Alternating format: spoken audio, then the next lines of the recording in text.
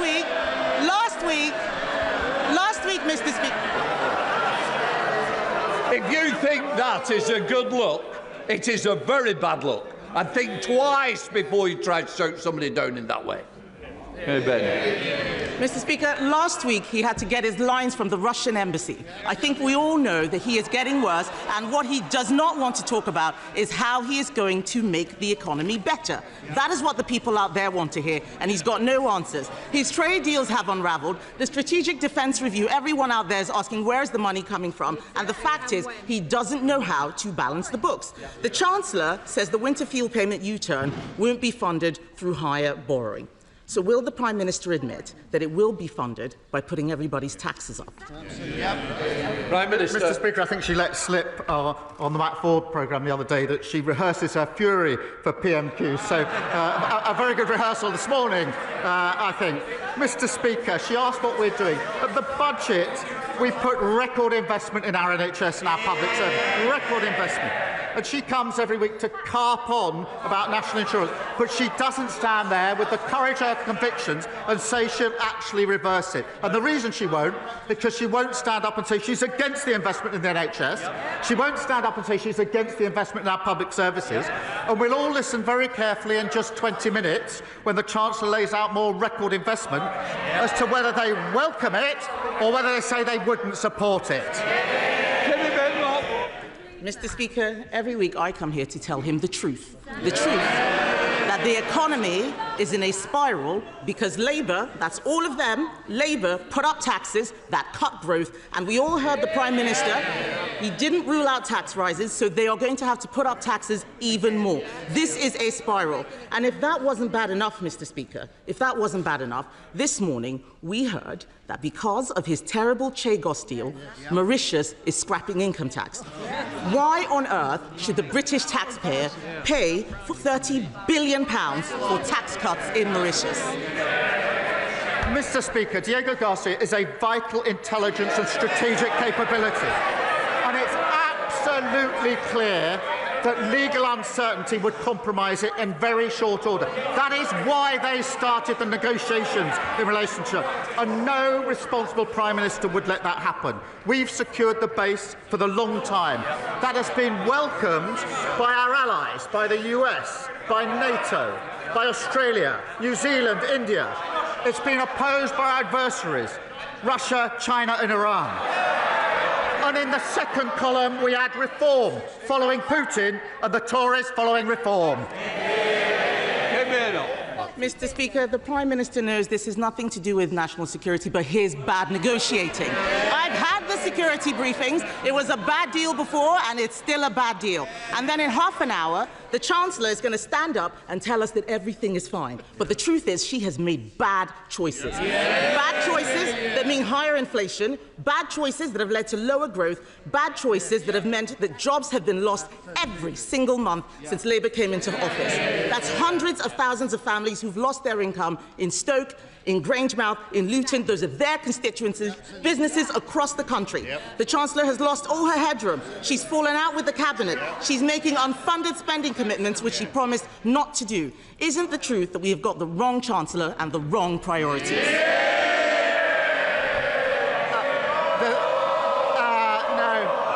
The wrong choice they made was making her Leader of the Opposition. Richard Bergen. Thank you, Mr. Speaker, and belated birthday greetings to you. Mr. Speaker, it's wrong for any Labour government. No Labour government should ever try to balance the books on the backs of disabled people. Yet in just a few weeks' time, that is what the Prime Minister will ask this House to do. Many of us will not be able to go along with that because it will mean that people who need assistance to cut up their food, to wash themselves, to dress themselves and to go to the toilet will lose the PIP they currently get. That's vital support. This week, the Prime Minister changed direction on winter fuel payment. Will he do the same in relation to this and now drop these disability benefit cuts? Mr. Speaker, it's very important we make the changes to our welfare system. It's not working. It needs reform. I think everybody agrees with that. It doesn't work for anyone. We will do so on a principled basis that those who can work should work. Those that want to work should be supported to do so, and that we must protect those with the most severe disabilities who will never be able to work, and we're doing that by ending reassessments and paying a new premium. The Liberal Democrats, Sir Ed Davey. Thank you, Mr. Speaker. Can I join others in wishing you belated happy returns for yesterday? And can I welcome the government sanctions of ministers in the Netanyahu government, Ben-Gvir and Smotrich? The violence they've incited, the settler violence they've incited against innocent Palestinians on the West Bank is intolerable, and the government will right to act. And as it's Carers Week, Mr. Speaker, can I pay tribute to the millions of unpaid family carers across the country and recognise the challenges that they face? Mr. Speaker, the last Conservative government left our health service on its knees. We've heard reports that the NHS will get extra funding in the spending review. If it does, we will support that. But does the Prime Minister agree that no amount of money for the NHS will solve its crisis unless we also invest to fix care? So without preempting the Chancellor's statement, will the Prime Minister reassure me that both social care and family carers will get the priority they deserve in the spending review? Can I agree with him that the health crisis created by the previous government cannot be solved? They groan. That is exactly how the country feels about the last 14 years and the mess they made of everything. Yes, we do need to fix social care alongside the money that we're putting into the NHS. We're putting record amounts into the NHS. That's the right thing to do, and we're seeing the results. We promised 2 million extra appointments in the first year, of a Labour government. We've delivered 3 million, so there will be that extra funding. I would gently say to him, whilst he welcomes all the extra funding, he can't also at the same time simply say he's against any way of raising the money for the funding. There's an incompatibility there. Sir Ed Davey. Mr. Speaker, the Prime Minister knows you've got a fairer and better way of funding NHS investment, and I regret the fact that he didn't answer my question on care. But, Mr. Speaker, moving on, the Prime Minister is right to increase defence spending, and later we'll hear the difficult choices the Chancellor has had to make, partly to fund that defence expenditure. But there are £25 billion of frozen Russian assets in the UK right now. Billions that could be used to stop Putin's war machine and to boost Britain's defence industry even faster. So at the G7 this weekend, will the Prime Minister try to seek an agreement to seize those frozen Russian state assets and use them to support Ukraine? Well, as he knows, that is an issue that's being considered, but it is complicated, and there are a lot of countervailing factors that need to be carefully balanced in a decision that can be made. We are talking to allies about it, but I don't want to pretend to the House that there's an easy answer on this, because there isn't. Henry Tufton. Thank you, Mr. Speaker. More jobs, cheaper bills. That was our promise on net zero.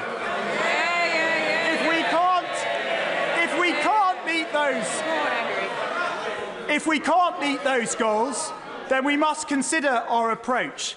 In Pembrokeshire, we have a proud industrial history rooted in oil and gas, and an incredibly exciting opportunity in floating offshore wind in the Celtic Sea.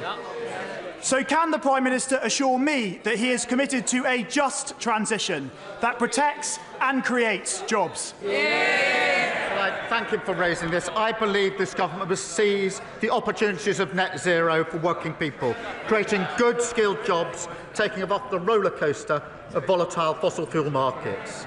Under past governments, Mr. Speaker, hard-working communities had their pride and their jobs ripped away, and we will never do that in relation to a transition. We've already seen £40 billion of investment in energy and renewables, and the CBI shows that 38,000 jobs in Wales are linked to clean energy. I want to see more of that. Both of them are against it. Saoirse Eastwood. Thank you, Mr. Speaker. Mr. Speaker, with your indulgence, I just want to pay tribute to the Police Service of Northern Ireland briefly for tackling public order in Northern Ireland over the last 2 nights with over 30 police officers injured. I'm sure the whole House would want to join with me in that, and also condemning the racist violence.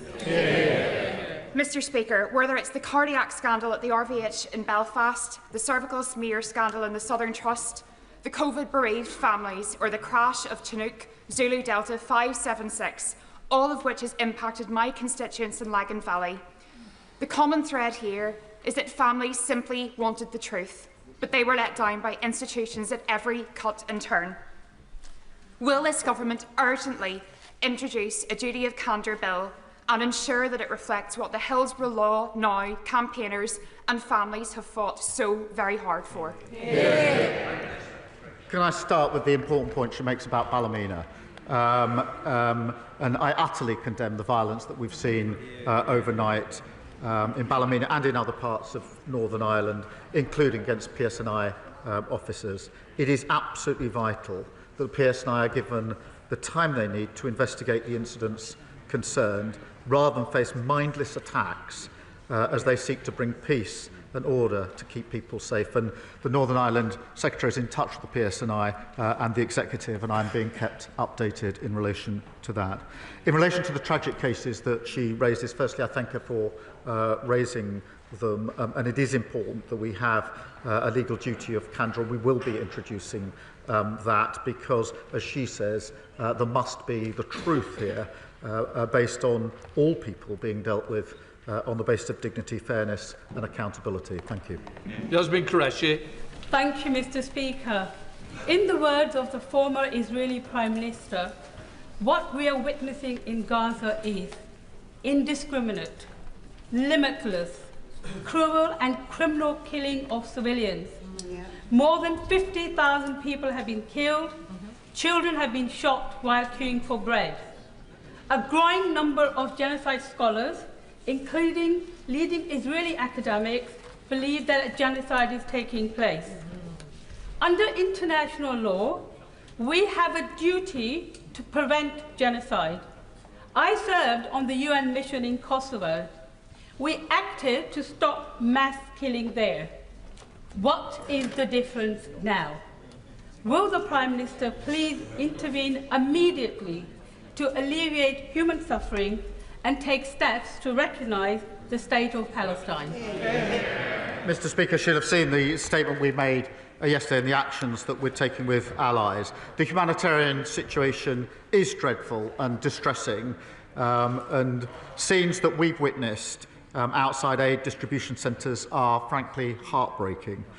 More aid is needed at volume and speed into Gaza, and Israel's plan for aid delivery is inadequate and insufficient. What is needed is for the UN and other agencies to deliver that aid according to well-established mechanisms, and Israel must allow this. Mr Speaker, we are working with allies to do all that we can to make this happen, as well, of course, to get the hostages out who have been held for a very long time and a desperately needed return to a ceasefire. Alex Easton. Thank you, Mr Speaker.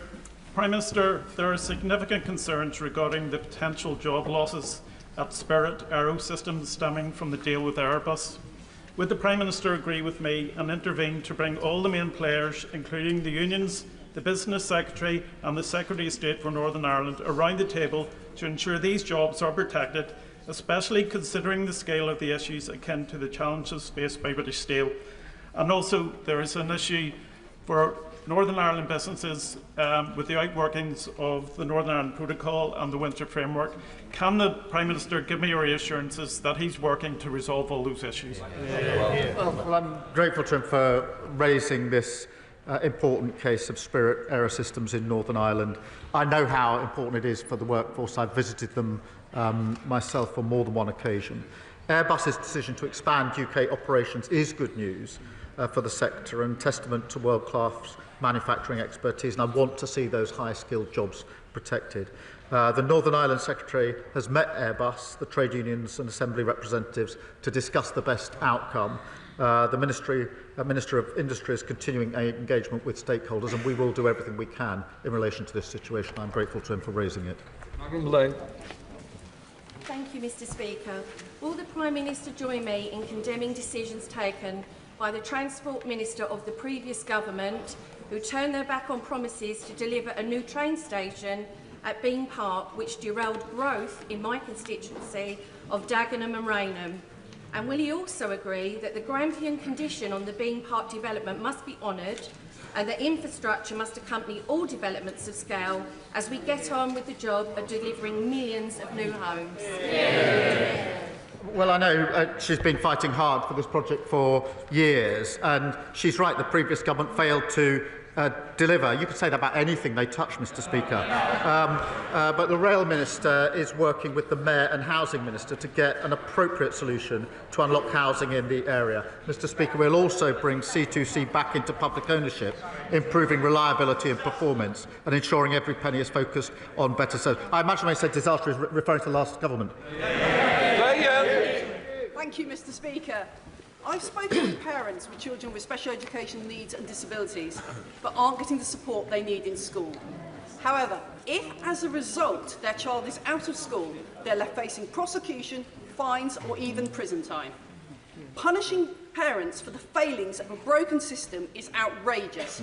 So will the Prime Minister end this by backing Lord's Amendment 349A to the Children's Wellbeing and School Bill, and will he meet with me to discuss this further? Can I thank her for raising this? The epidemic of absence in our schools is something that really does worry me and concern me. Thanks to the efforts of schools and parents across the country, we've seen over 3 million more days in school this year compared to last, which is really important. But we do know that pupils with special educational needs face more complex barriers in relation to school attendance. Look, we will, of course, look at all amendments in the usual way, but in this instance, I do think we struck the right balance. Chris Webb. Thank you, Mr. Speaker. May I start by congratulating Sir Billy Boston. Billy ended his career playing at Blackpool, and I know this has been a long campaign by the Culture Secretary, the Speaker, the Honourable Member for Makerfield, and many in this House, so congratulations to Sir Billy. 12,000 people, it's been exposed by shelter, are waiting for council housing in Blackpool. This is a damning indictment on the legacy of previous 14 years of the government. Hundreds of families in my constituency are waiting for housing, stuck in bed and breakfast, or like my constituent Casey, who's sofa surfing with her 2 children in tow. So will the Prime Minister, alongside the Deputy Prime Minister, commit to a new generation of social housing and council housing in my constituency and help me build a better Blackpool? Well, can I join him on his comments about Billy Boston? I think the whole House will, Mr. Speaker. We are turning the tide on the housing crisis with the biggest investment in social and affordable housing in a generation, Mr. Speaker. The Chancellor investing £39 billion over the next 10 years, almost double what we saw under the last government. And no wonder the National Housing Federation welcomed this as transformative, saying it offers real hope to the thousands who need safe, secure and affordable homes. Sarah Bull. It is National Diabetes Week, and as someone living with type 1, as we both are, Mr. Speaker, we are more than aware of the serious complications of diabetic ketoacidosis, KDA, which, if not caught early enough, could prove fatal. Now, 1/4 of children are diagnosed with type 1 diabetes when in KDA, and that could be avoided with early diagnosis. So will the Prime Minister commit to rolling out a national, universal screening programme, as seen in Italy, for type 1? Can I thank her for championing this really important issue? My late mother had diabetes, and so I know firsthand just what a struggle it can be and how important it is. Type 1 diabetes is not preventable, as she knows, but the sooner we can reach people, the sooner we can care for them. And we have a screening programme in the UK available to families across the country, and over 20,000 children have already taken part. It is really important that we continue to deliver that, but can I thank her for continuing to champion this and to raise her voice on this very important issue. Durham Pappy. Thank you, Mr. Speaker. It is crystal clear how social media and smartphones are harming our young people, with cyberbullying, addiction and exploitation absolutely rife. Governments elsewhere are taking bold action. I understand ministers are considering a 2-hour limit, but that's per app rather than per day. I know the Prime Minister takes this seriously, so can he update the House on what he wants to see happen and what action this government will take to protect our children? It is important that we take action to protect our children, and from July, Mr Speaker, tough new rules will mean platforms must protect children in the UK from seeing harmful and violent content. We do need to look at other measures needed to create safer online experiences for young people, and we won't hesitate to take further steps. Speaker, concerning new statistics showed that delays for cancer treatment in North Norfolk are greater than the national average. Much of this relates to the struggles that we face specifically as an older rural constituency. I was elected on a promise to get our NHS back and fighting fit after the criminal damage inflicted on it by the Conservatives. Yeah. Would the Prime Minister recognise that rural health services face acute and specific challenges? And can he give his word to the people of North Norfolk that the reforms and spending we need will come forward to address this? Yeah. Can I thank him for raising this really important issue for his constituents? I think it does impact rural areas in particular. We've set out record funding for the NHS. We have our cancer plan, and I can give him that reassurance. This is the final question, John Erie. Thank you, Mr Speaker. The Prime Minister and members across this House would have witnessed this spectacular victory for Davy Russell in Scottish.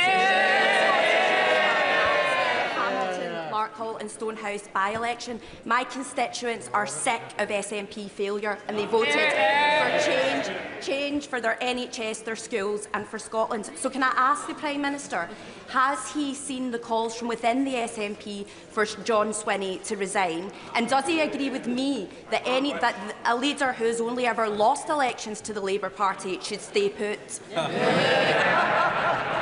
Well, can I pay tribute to her for the role that she and others played in seeing Davy Russell elected? He will be a dedicated champion for her constituents. And after nearly 2 decades in power, the SNP got their verdict last Thursday. Scotland wants change, and they know the SNP are completely out of ideas. That's why they want a Labour government to deliver real change. Right, that completes Prime Minister's questions.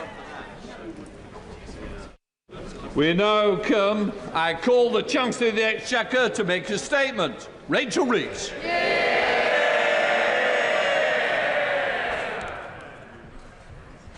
Thank you, Mr Speaker.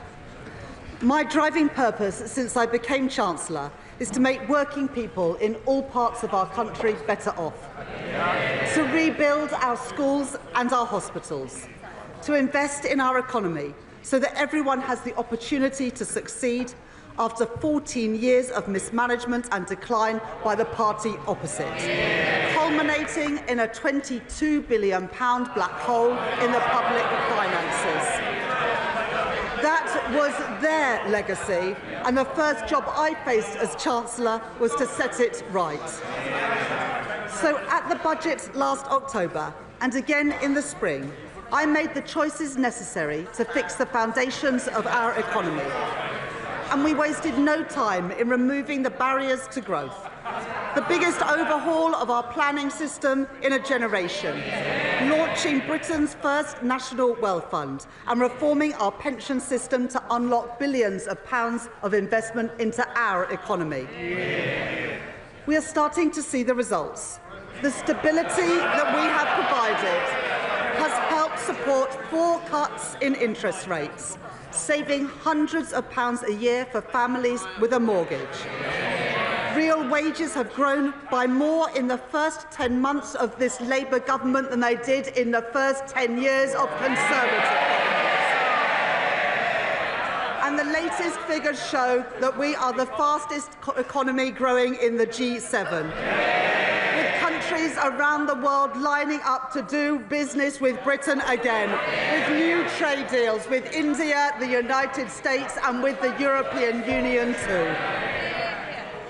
We are renewing Britain. But I know that too many people in too many parts of our country are yet to feel it. This government's task, my task as Chancellor, and the purpose of this spending review is to change that, to ensure that renewal is felt in people's everyday lives, in their jobs and on their high streets. The priorities of this spending review are the priorities of working people, to invest in Britain's security, in Britain's health, and to grow Britain's economy so that working people are better off. Mr. Speaker, today I am allocating the envelope I set out in the spring. I am enormously grateful to my excellent team of officials at the Treasury and to my right honourable friend, the Chief Secretary to the Treasury, for his tireless work throughout this process. Crunching the numbers, looking at the assets and the liabilities. And on that note, can I thank all my Cabinet colleagues for their contribution to this process. They are all assets to this Labour government. In this spending review, total departmental budgets will grow by 2.3% a year in real terms. Compare that to the Conservative choice of austerity. In contrast to our increase of 2.3%, they cut spending by 2.9% per year in 2010. So let's be clear. Austerity was a destructive choice for the fabric of our society. And it was a destructive choice for our economy too, choking off investment and demand, creating a lost decade for growth, wages and living standards. That is their legacy. My choices are different. My choices are Labour choices. The choices in this spending review that are only possible because of my commitment to economic stability and to the decisions that this government has made. The Conservatives' fiscal rules guaranteed neither stability nor investment, and that is why I changed them. My fiscal rules are non-negotiable, and they are the foundation of stability and of investment. My first rule is for stability, that day-to-day government spending should be paid for through tax receipts. That is the sound economic choice, and it is also the fair choice, because it is not right to expect our children and future generations to pay for the services that we rely on today. This first rule allows me, as I set out in the budget last year, to allocate £190 billion more to the day-to-day running of our public services over the course of this spending review, compared to the plans of the previous government. My second fiscal rule enables me to invest in Britain's economic renewal, while getting public debt down on a downward path. The rule has allowed me to increase public investment by over £100 billion in the autumn and a further £13 billion in the spring. Investment to rebuild our transport networks, to rebuild our defence capability and to rebuild our energy security. In short, to grow our economy. Mr. Speaker, I've made my choices. Tough decisions, yes, for stability. Changing Britain's fiscal rules, yes, for investment. And today, delivering that investment for the renewal of Britain. Now it is a time for the parties opposite to make their choices. The spending plans that I am setting out today are only possible because of the decisions that I took in the autumn to raise taxes and the changes to our fiscal rules. Every one of those changes was opposed by the parties opposite.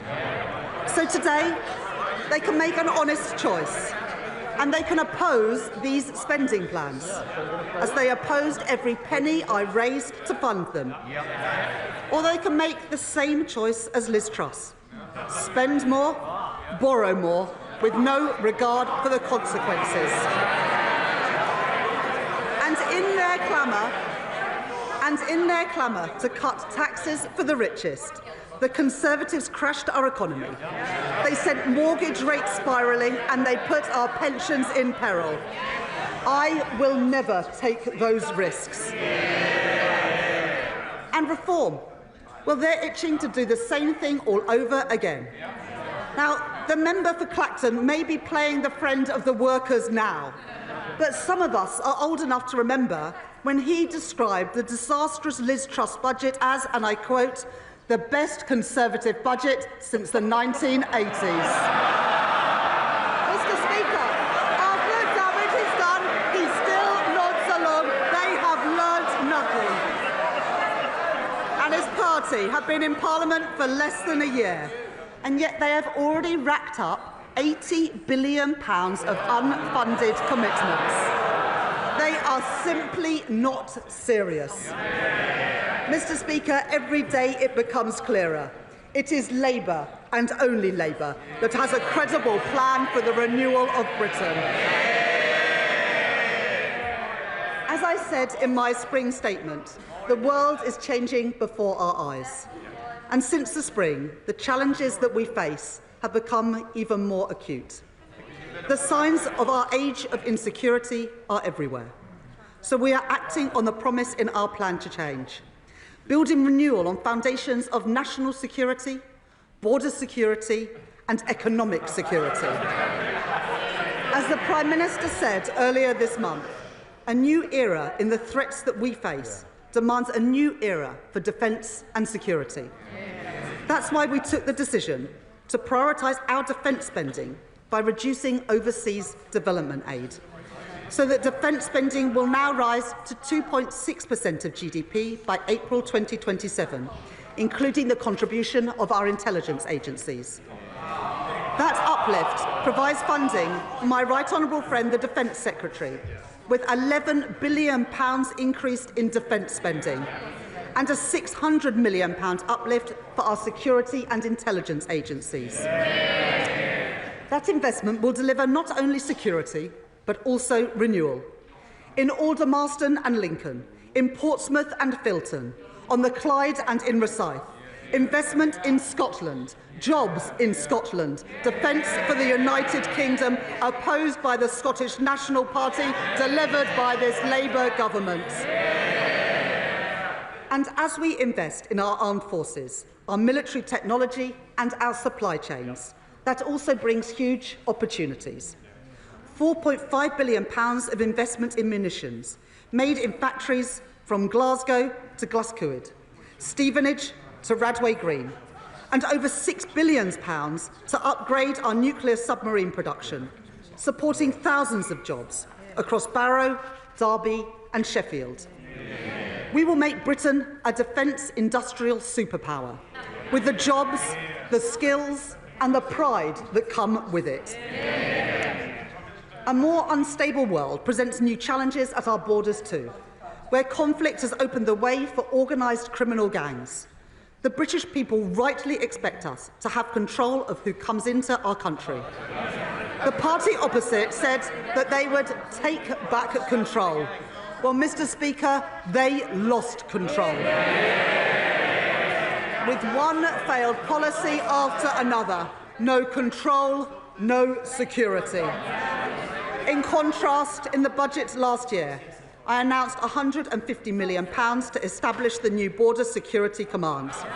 And today, to support the integrity of our borders, I can announce that that funding will increase with up to £280 million more per year by the end of the spending review for our new Border Security Command. Alongside that, we are tackling the asylum backlog. The party opposite left behind a broken system. Billions of pounds of taxpayers' money spent on housing asylum seekers in hotels, leaving people in limbo and shunting the cost of failure onto local communities. We won't let that stand.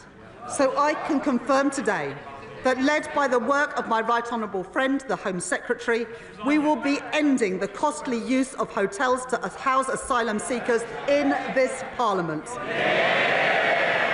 Funding that I have provided today, including from the Transformation Fund, will cut the asylum backlog, hear more appeal cases and return people who have no right to be here, saving the taxpayer £1 billion a year.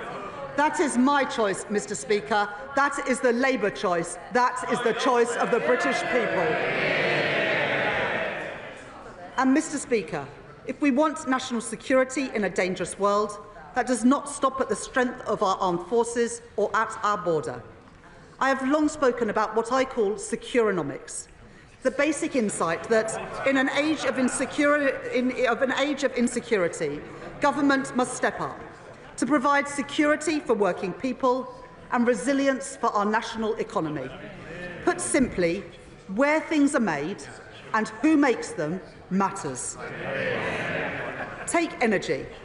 The Tories neglected our nuclear and renewable sectors and closed our gas storage facilities, leaving us exposed to hikes in energy prices when Russia invaded Ukraine.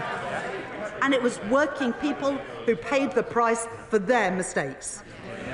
On this side of the House, we understand that energy security is national security. And so because it is the right choice for bills, the right choice for jobs and the right choice for growth, this government is investing in the biggest rollout of nuclear power for half a century. A £30 billion commitment to our nuclear-powered future. Yesterday, my right honourable friend, the Energy Secretary, and I announced £14 billion for Sizewell C, producing the energy to power 6 million homes, supporting more than 10,000 jobs, including 1,500 apprentices, to build the nuclear workforce of tomorrow. And, Mr. Speaker, that's not all. We are investing over £2.5 billion in a new small modular reactor programme.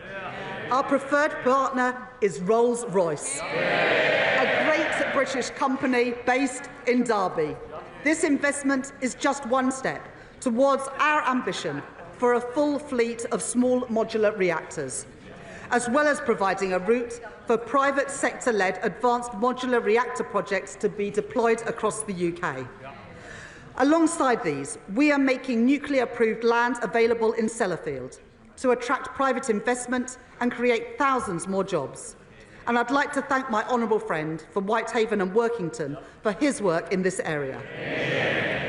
And to strengthen Britain's position at the forefront of a global race for new nuclear technologies, a cause championed by the Mayor of the East Midlands, Claire Ward, and my honourable friend, the member for Bassett Law, and to support pioneering work taking place in West Burton in Nottinghamshire, we are investing £2.5 billion in nuclear fusion. And to back British industries, pioneering work in carbon capture and storage will take place. Last year, we announced funding for 2 sites, on Merseyside and in Teesside, where we are building the world's first commercial-scale CCUS plant. Today, I can announce support for the Acorn project in Aberdeenshire, supporting Scotland's transition from oil and gas to low-carbon technology. A challenge and an opportunity well understood by the leader of Scottish Labour, Anas Sarwar, and by my right honourable friend, the Scottish Secretary. And we are also backing the Viking project in Humberside, a cause long supported by my honourable friend, the member for Great Grimsby and Cleethorpes. And because I am determined to make sure that the energy technologies of the future are built here and owned here, and that those jobs come to Britain, with spending review decisions means that we can invest in the wholly publicly owned Great British Energy. Great British Energy, headquartered in Scotland. These are investments to make sure the towns and cities which powered the last industrial revolution will play their part in our next industrial revolution, to reduce our reliance on overseas oil and gas and protect working families from price shocks. A new generation of energy industries for a renewed Britain. That is my choice. That is Labour's choice. That is the choice of the British people. Economic security relies on our ability to buy, make and sell more here in Britain. In April, this government faced a choice: to let British Steel in Scunthorpe go under or to intervene. We heard representations from workers. Mr. Speaker, that choice was the choice not of the metal trader, but this Labour government. We heard representations from workers, trade unions, and from my honourable friend, the member for Scunthorpe. My right honourable friend, the Business Secretary, and I were not prepared to tolerate a situation in which Britain's steel capacity was fatally undermined. We were not prepared to see another working-class community lose the pride, lose the prosperity, lose the dignity that industry provides. So we did intervene. to save British steel and the jobs that come with it, and I am proud of that decision. And this government will invest in Scunthorpe's long-term future and the future of steelworks across our great country, and in a vote of confidence in our homegrown steel.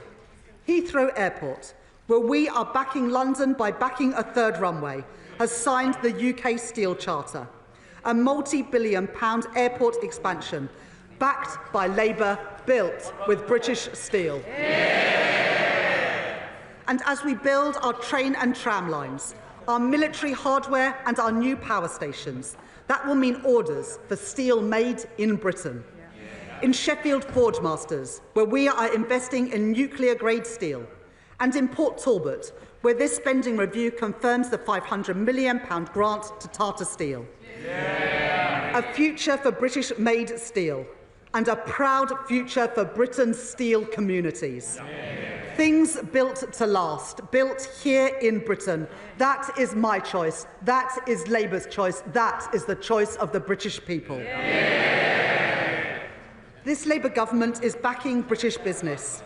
There will be more to come in the weeks ahead with our 10-year infrastructure strategy and our modern industrial strategy too. A plan drawn up in partnership with businesses and trade unions.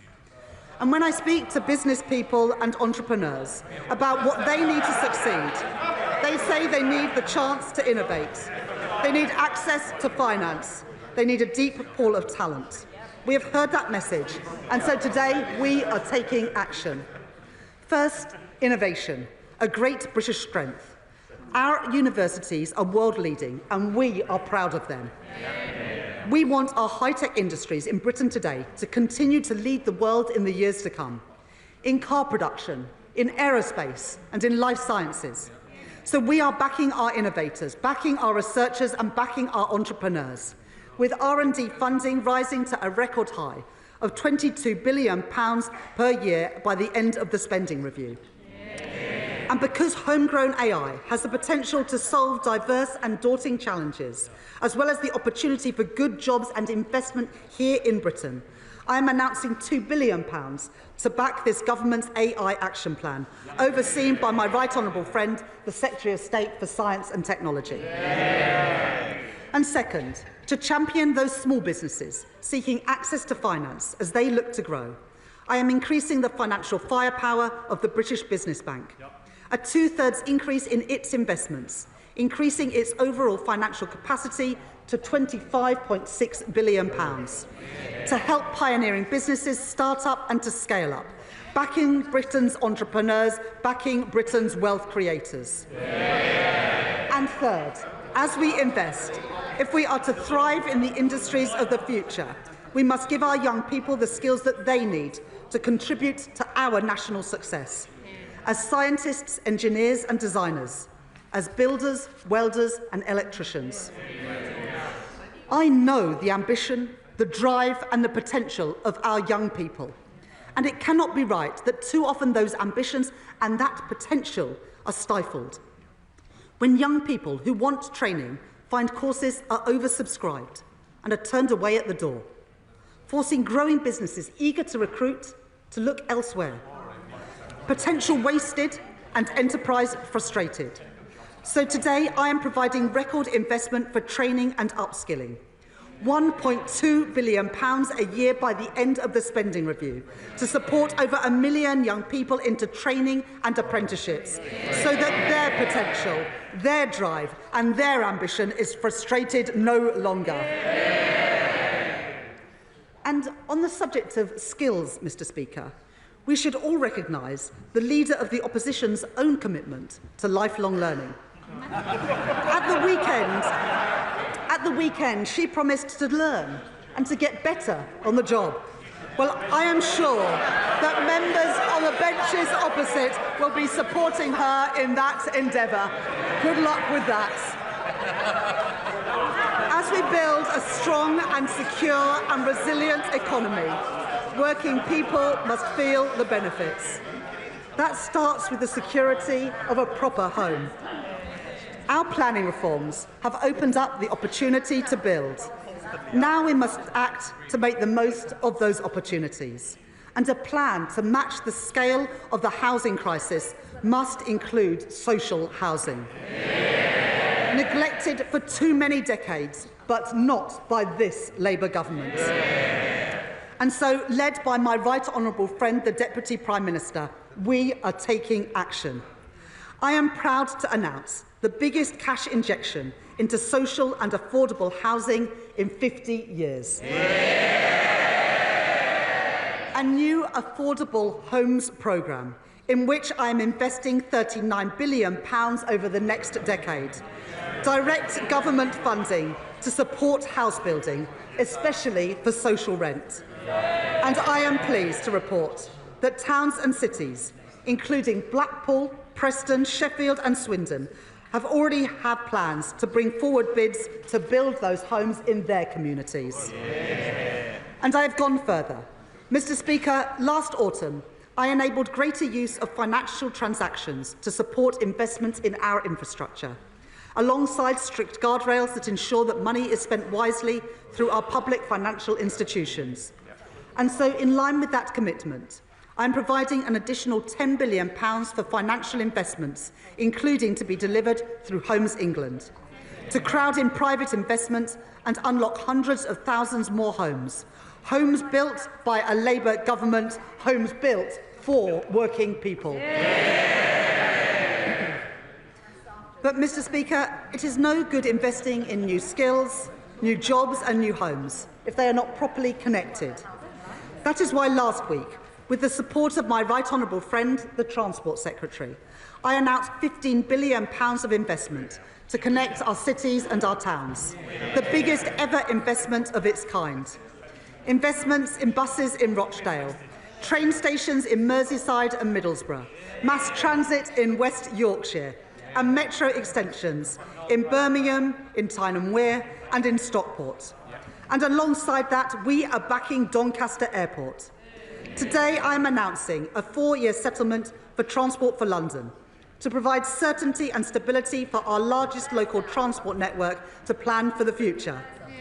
And for other regions in the UK, I am today providing for a 4-fold increase in local transport grants by the end of this Parliament to make the improvements put off for far too long to improve the journeys that people make every day. And to unlock the potential of all parts of Britain, we are going further, investing in major rail projects to connect our towns and cities. In October, I announced funding for the Transpennine route upgrade, the backbone of rail travel in the north, linking York and Leeds and Manchester, with a quarter of that route expected to be electrified by this summer. I know the commitment of my honourable friends, the members for Huddersfield, York Outer and Colne Valley to this issue. And today I can announce a further £3.5 billion of investment for that route. But my ambition and the ambition of people across the north is greater still. And so, in the coming weeks, I will set out this government's plan to take forward our ambitions for Northern Powerhouse Rail.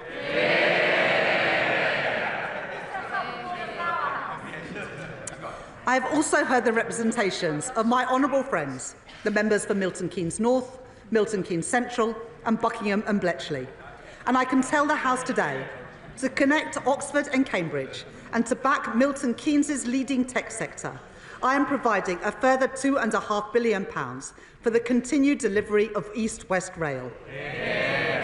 And on a matter I know is of great importance to my honourable friends, the members for Lichfield, Birmingham Northfield and Birmingham Erdington, I can announce today that I am providing funding for the Midlands Rail Hub, the region's biggest and most ambitious rail improvement scheme for generations, strengthening connections from Birmingham across the West Midlands and into Wales too. Mr. Speaker, for 14 years, the Conservatives failed the people of Wales. Those days are over. Following representations from my right honourable friend, the Welsh Secretary, the First Minister for Wales and Welsh Labour MPs, I am pleased to announce today £445 million for railways in Wales over 10 years, including new funding for Padeswood Sidings and Cardiff West Junction, That, Mr. Speaker, is the difference made by two Labour governments working together to undo a generation of underfunding and neglect. This government takes seriously its commitment to investment, jobs and growth in every part of the UK. And I have heard the concerns of my honourable friends, the members for Mid Cheshire and Rossendale and Darwin, and the Mayor of Liverpool City Region, Steve Rotherham, that past governments have underinvested in towns and cities outside of London and the South East. And they are right. So I am today publishing the conclusion of the review of the Treasury's Green Book, the government's manual for assessing value for money. Our new Green Book will support place-based business cases and make sure no region has Treasury guidance wielded against them. I said we would do things differently. I said we wanted growth in all parts of Britain. And, Mr. Speaker, I meant it.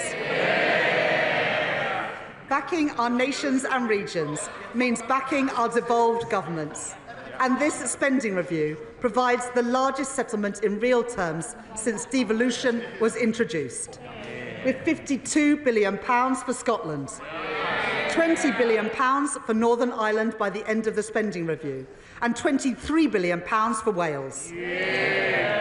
And having heard representations from many Welsh Labour colleagues, and because I know the obligation we owe to our industrial communities, I am providing a multi-year settlement of £118 million to keep coal tips safe in Wales. Mr. Speaker, I know the pride that people feel in their communities. I see it everywhere I go.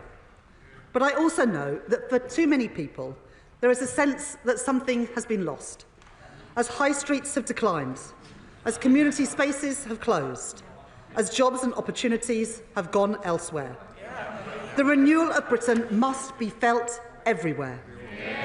Today, I'm pleased to announce additional funding to support up to 350 communities, especially those in the most deprived areas. Funding to improve parks, youth facilities, swimming pools and libraries. Supporting councils' fight back against graffiti and fly tipping, including in Blackpool South, in Stockport, in Stoke Central, in Swindon North and in Newcastle upon Tyne East and Wallsend. And there's more. Job creation and community assets are vital to our growth mission. But too often, regeneration projects are held back, gathering dust in bureaucratic limbo. We are changing that. We will establish a growth mission fund to expedite local projects that are important for growth. Projects like Southport Pier, an iconic symbol of coastal heritage which has stood empty since 2022. Kilcody's seafront and High Street, where investment would create jobs and new business opportunities. And plans for Peterborough's new sports quarter to drive activity and community cohesion. Because people deserve a government which shares their ambition for their communities. To deliver renewal, to deliver growth, to deliver opportunity. And that is what you get with a Labour government. If people are to feel pride in their community, enjoy their public spaces and spend time on their high streets, they must feel safe when they do so. Safe in the knowledge that when people break the law, they feel the full force of the law. But the party opposite left our prisons overflowing and on the brink of collapse. And they left it to us to deal with the consequences. We are taking the necessary action. So with my right honourable friend, the Justice Secretary, we have announced that we are investing £7 billion to fund 14,000 new prison places and putting up to £700 million per year into reform of the probation system too. Today, I will do more. I am increasing police spending power by an average 2.3% per year in real terms over the spending review period. To protect our people, our homes and our streets. That is more than £2 billion, supporting us to meet our plan for change commitment of putting 13,000 additional police officers, PCSOs and special constables into neighbour policing roles across England and Wales. And as well as every place, I am determined that every family feels the benefits of Britain's renewal. Falling interest rates, supported by our commitment to economic stability, are already saving many families hundreds of pounds a month on their mortgage. I have accepted pay review body recommendations for pay in our armed forces, for our nurses, our teachers and our prison officers, giving public sector workers the fair pay rises that they deserve. And in autumn, I increased the national living wage, a pay rise for around 3 million hard-working people. And this government is doing more. We're banning exploitative zero-hour contracts. We're strengthening statutory sick pay and ending the injustice of unscrupulous fire and rehire practices. Those are my choices. Those are Labour choices. Mr. Speaker, I know that for many people, the cost of living remains a constant challenge, which is why we are capping the cost of school uniforms. And I can tell the House today that I am extending the £3 bus fare cap until at least March 2027. Earlier this week, we announced that over three-quarters of pensioners will receive the winter fuel payment this year. And there is more. To get bills down, not just this winter, but in winters to come, we have expanded the Warm Homes Plan to support thousands more of the UK's poorest households, including providing £7 million to homes in Bradford, £11 million to homes in Rugby, and £30 million to homes in Blackpool. And today I can announce that I will deliver in full our manifesto commitment to upgrade millions of homes, saving families and pensioners across the country up to £600 each and every year off their bills. I am determined to do everything in my power to put more money in people's pockets, to give people security and control in their lives, to make working people better off, and to show them that this government, this Labour government, is on their side. Mr. Speaker, taxpayers work hard for their money, and they expect their government to spend their money with care. So for the first time in 18 years, this government has run a zero-based review, a line-by-line assessment of what government spends, something that the Tories didn't bother to do in 14 years. And as a result of that work, and of our wider drive for efficiencies, led by my right honourable friend, the Chancellor of the Duchy of Lancaster, in this spending review I have found savings.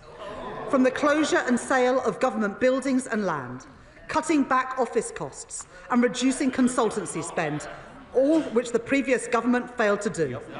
Reforms that will make public services more efficient, more productive and more focused on the user. I have been relentless in driving out inefficiencies. I will be relentless in cutting out waste, with every single penny reinvested back into our public services. Mr. Speaker, I joined the Labour Party almost 30 years ago because I knew that the Conservative Party, when I grew up, didn't care much about schools like mine or the kids I grew up with. I joined because I believe that every young person should have the equal chance to succeed, no matter where they come from, no matter what their parents do. I believe that just as strongly today as I did then. That is why at the budget last autumn, I ended the tax loophole which exempted private schools from VAT and business rates. And I put that money where it belongs, into helping the 93% of children in our state schools. Mr. Speaker, they oppose money for their local state schools, and I will always prioritise them. That was my choice. That is the Labour choice. And because of the decisions that we made in this spending review, and working with my right honourable friend, the Education Secretary, last week this government announced that free school meals will be extended to over 500,000 more children. That policy alone will lift 100,000 children out of poverty, children in schools from Tower Hamlets to Sunderland and from Swansea to Bridgend. Last year, at Labour Party conference, I was proud to announce the first steps in our plan to deliver breakfast clubs for every child. with an initial rollout to the first 750 schools. And we will continue with that national rollout as part of our manifesto commitment, so that no child goes hungry and every child can have the best chance to thrive and succeed. Yeah. And because I know that a good start in life does not just start at school, I can also announce £370 million for school-based nurseries, to put us firmly on track to meet our plan for change commitment for a record number of children being school-ready. And for children's social care, to break the dangerous cycle of late intervention and low-quality care, I am providing £555 million of transformation funding over the spending review period, so that children do not go needlessly into care when they could stay at home.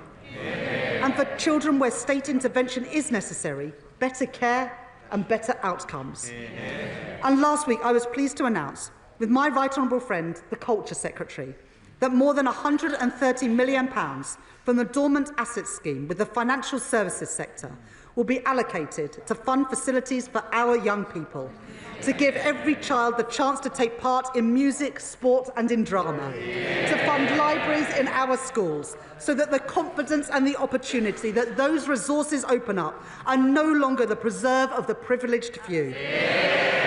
Those are my choices. They are Labour's choices, and they are the choices of the British people. Overall, I am providing a cash uplift of over £4.5 billion a year for additional funding in the core schools budget by the end of the spending review, backing our teachers and backing our kids. Mr. Speaker, people who went to ordinary comprehensives in the 80s and 90s are all too familiar with the experience of being taught in temporary classrooms. And the previous Conservative government oversaw another generation of kids herded into cold and damp buildings as school roofs literally crumbled. It wasn't acceptable when I was at school, and it isn't acceptable now. So I am providing investment rising to nearly £2.3 billion per year to fix our crumbling classrooms. In addition, £2.4 billion per year to continue our programme to rebuild 500 schools, including Chase Community School in Enfield, Woodkirk Academy in Leeds and Budmouth Academy in Weymouth, investing in our young people, investing in Britain's future, investing in opportunity for all. That is Labour's choice. Finally, Mr. Speaker, let me turn to the... I knew that, Chair. Let me turn to our National Health Service. It's our most treasured public service. And people rightly expect an NHS that is there when they need it, an ambulance that comes when they call one, a GP appointment available when they need one, a scan that is performed when they are referred for one. I am hugely grateful to our nurses, our doctors, our paramedics and other healthcare professionals for everything that they do. If we want a strong economy where working people can fulfil their potential, then we must have a strong NHS. Not as the Reform Party have called for, an insurance-based system. We believe in a publicly funded National Health Service free at the point of use. Now, perhaps the member for Clacton should spend some more time focusing on the priorities of the British people and less time in the Westminster Arms. Although, Mr. Speaker, after this week, perhaps the two-chairman pub might be a better fit. At the budget, I took the decisions necessary to provide an immediate injection of funding to get the NHS back on its feet. And I commend my right honourable friend, the Health Secretary, for all the progress that he has already made. In less than a year, this government has recruited 1,700 new GPs, delivered 3.5 million extra appointments, and cut waiting lists by more than 200,000. Fixing our NHS also means delivering fundamental reform across social care, which means that we are backing the first ever fair pay agreement for that sector. And I am increasing the NHS technology budget by almost 50%. And we are investing £10 billion to bring our analogue health system into the digital age, including through the NHS app, so patients can manage their prescriptions, get their test results and book appointments all in one place. We are shifting care back to the community, providing more funding to support the training of thousands more GPs to deliver millions more appointments. We are investing more in prevention to meet our manifesto commitment of providing mental health support teams in all schools in England by the end of this Parliament. These investments will enable the delivery of our upcoming 10-year plan for health and put the NHS firmly back on the path to renewal. And to support that plan, to back the doctors and nurses that we rely on, and to make sure that the NHS is there whenever we need it, I am proud to announce today that this Labour government is making a record cash investment in our National Health Service, increasing real terms day-to-day spending by 3% per year for every single year of this spending review. An extra £29 billion per year for the day-to-day running of our health service. Mr. Speaker, that is what the British people voted for, and that is what we will deliver. More appointments, more doctors, more scanners, the National Health Service, created by a Labour government, protected by a Labour government, and renewed by this Labour government. Mr. Speaker, this is a spending review to deliver the priorities of the British people. Security, a strong Britain in a changing world. Economic growth, powered by investment and opportunity in every part of Britain. And our nation's health, with an NHS fit for the future. I have made my choices. In place of chaos, I choose stability. In place of decline, I choose investments. In place of pessimism, division and defeatism, I choose national renewal. These are my choices, Mr. Speaker. These are Labour choices. These are the choices of the British people, and I commend this statement to the House. Shadow Chancellor, Belstride.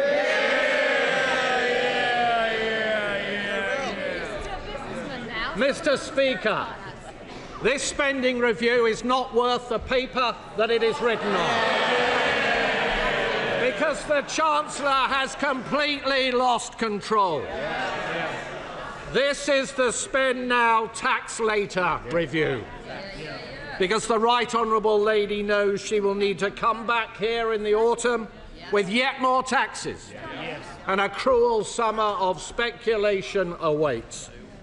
How can we possibly take this Chancellor seriously after the chaos of the last 12 months? We were assured, Mr. Speaker, we were assured at the election that Labour's plans involved barely any additional spending or borrowing. Now the Chancellor parades her largesse. Hundreds of billions in additional spending over this Parliament. The initial profile for that spending was, of course, significantly front-loaded, but the Chancellor now expects us to believe that she will let spending rise by only 1.2% a year. There is no chance whatsoever of that happening. For the lesson of the last year has been that when the going gets tough, the Right Honourable Lady blinks. She presented herself as the Iron Chancellor, but what we have seen is the tin-foil Chancellor, flimsy and ready to fold in the face of the slightest pressure. She said she would not fiddle her fiscal rules, then she did. She said she wouldn't make any unfunded commitments, but with the humiliation of the winter fuel U-turn, she just has. She looked business leaders in the eye and said no more taxes. But we all know what happened next, and we all know what is coming in the autumn. her own backbenchers, her cabinet colleagues, Labour's trade union paymasters, even the Prime Minister himself. They have all seen that she is weak, weak, weak. And they can smell the blood. They will be back for more, Mr. Speaker, and they will get it. These spending plans are a fantasy. And it's not the truth, Mr. Speaker, that the Chancellor has to maintain this fiction because she has left herself no room for manoeuvre. She is constantly teetering on the edge of blowing her fiscal rules, which she already changed to allow even more borrowing. And the only way she can claim to be meeting her rules is by pretending that she can control spending over the coming years. But, Mr. Speaker, let's look at the record so far. Borrowing in the last financial year came out $11 billion above even the OBR's March forecasts, and 70% higher than the plans that she inherited from this side of the House. Tax up, borrowing up. But for someone so keen on borrowing, Mr. Speaker, the Chancellor seems strangely reticent to even use the word. Indeed, ministers bizarrely tell us that it is Labour's fiscal rules themselves that have, quote, generated investment. The reality is a little more straightforward. They have loosened the fiscal rules so they can borrow more. Borrow and borrow and borrow, allowing the national debt to continue to rise higher every single year, while ministers pretend that it is not. An eye-watering £200 billion of additional borrowing in this Parliament compared to the plans set out in the last Conservative budget, with £80 billion more to be spent on debt interest alone. In fact, if she had retained our fiscal rules, as she said, they may laugh, Mr. Speaker. If she had retained our fiscal rules, as she said she would before the election, the OBR have confirmed that she would be breaking them right now. Mr. Speaker, our country is now vulnerable. Vulnerable to even the smallest changes in the bond markets. Should we face a sudden external shock, we have no fiscal firepower left with which to respond, all thanks to the Right Honourable Lady's choices. So can I ask the Chancellor, will she be open about what she has done? Will she admit that she has made a conscious choice to borrow more and to accept higher debts? Does she accept this means interest rates and mortgages will be higher than they would otherwise have been, as the OBR themselves have said? And given she continues to claim that she has brought stability to the public finances, can I ask her what on earth her definition of stability is? And, Mr. Speaker, the Chancellor must be delighted that she does not have to face a new OBR forecast today. Because if she did, she would have to set out how she will fund her humiliating U-turn on winter fuel payments, having already blown the savings and buying off her trade union paymasters last year. She said this week there was, and I quote, she said, still work to do to ensure that the sums add up. Hardly reassuring from the person in charge of the nation's finances, Mr. Speaker. You don't need to have worked at the Bank of England for a decade to know that that pitiful utterance is unlikely to soothe the markets. So can the Chancellor confirm categorically that there will be no additional borrowing to pay for this chaotic reversal? And if this is the case, can she explain how on earth it can be paid for without raising taxes? And can the Right Honourable Lady explain why last summer, apparently to avoid a run on the pound, Mr. Speaker, this measure was so urgent that pensioners had to be left in the cold over the last winter? What exactly has changed? Because it certainly hasn't been made possible by an improvement in the economy or the public finances, which the IFS said this week are both in a worse state now than when Labour came into office. And if we had an OBR forecast, we might also get some answers on how the government intends to find £3.5 billion to abolish the two-child benefit cap, which we are led to believe is imminent.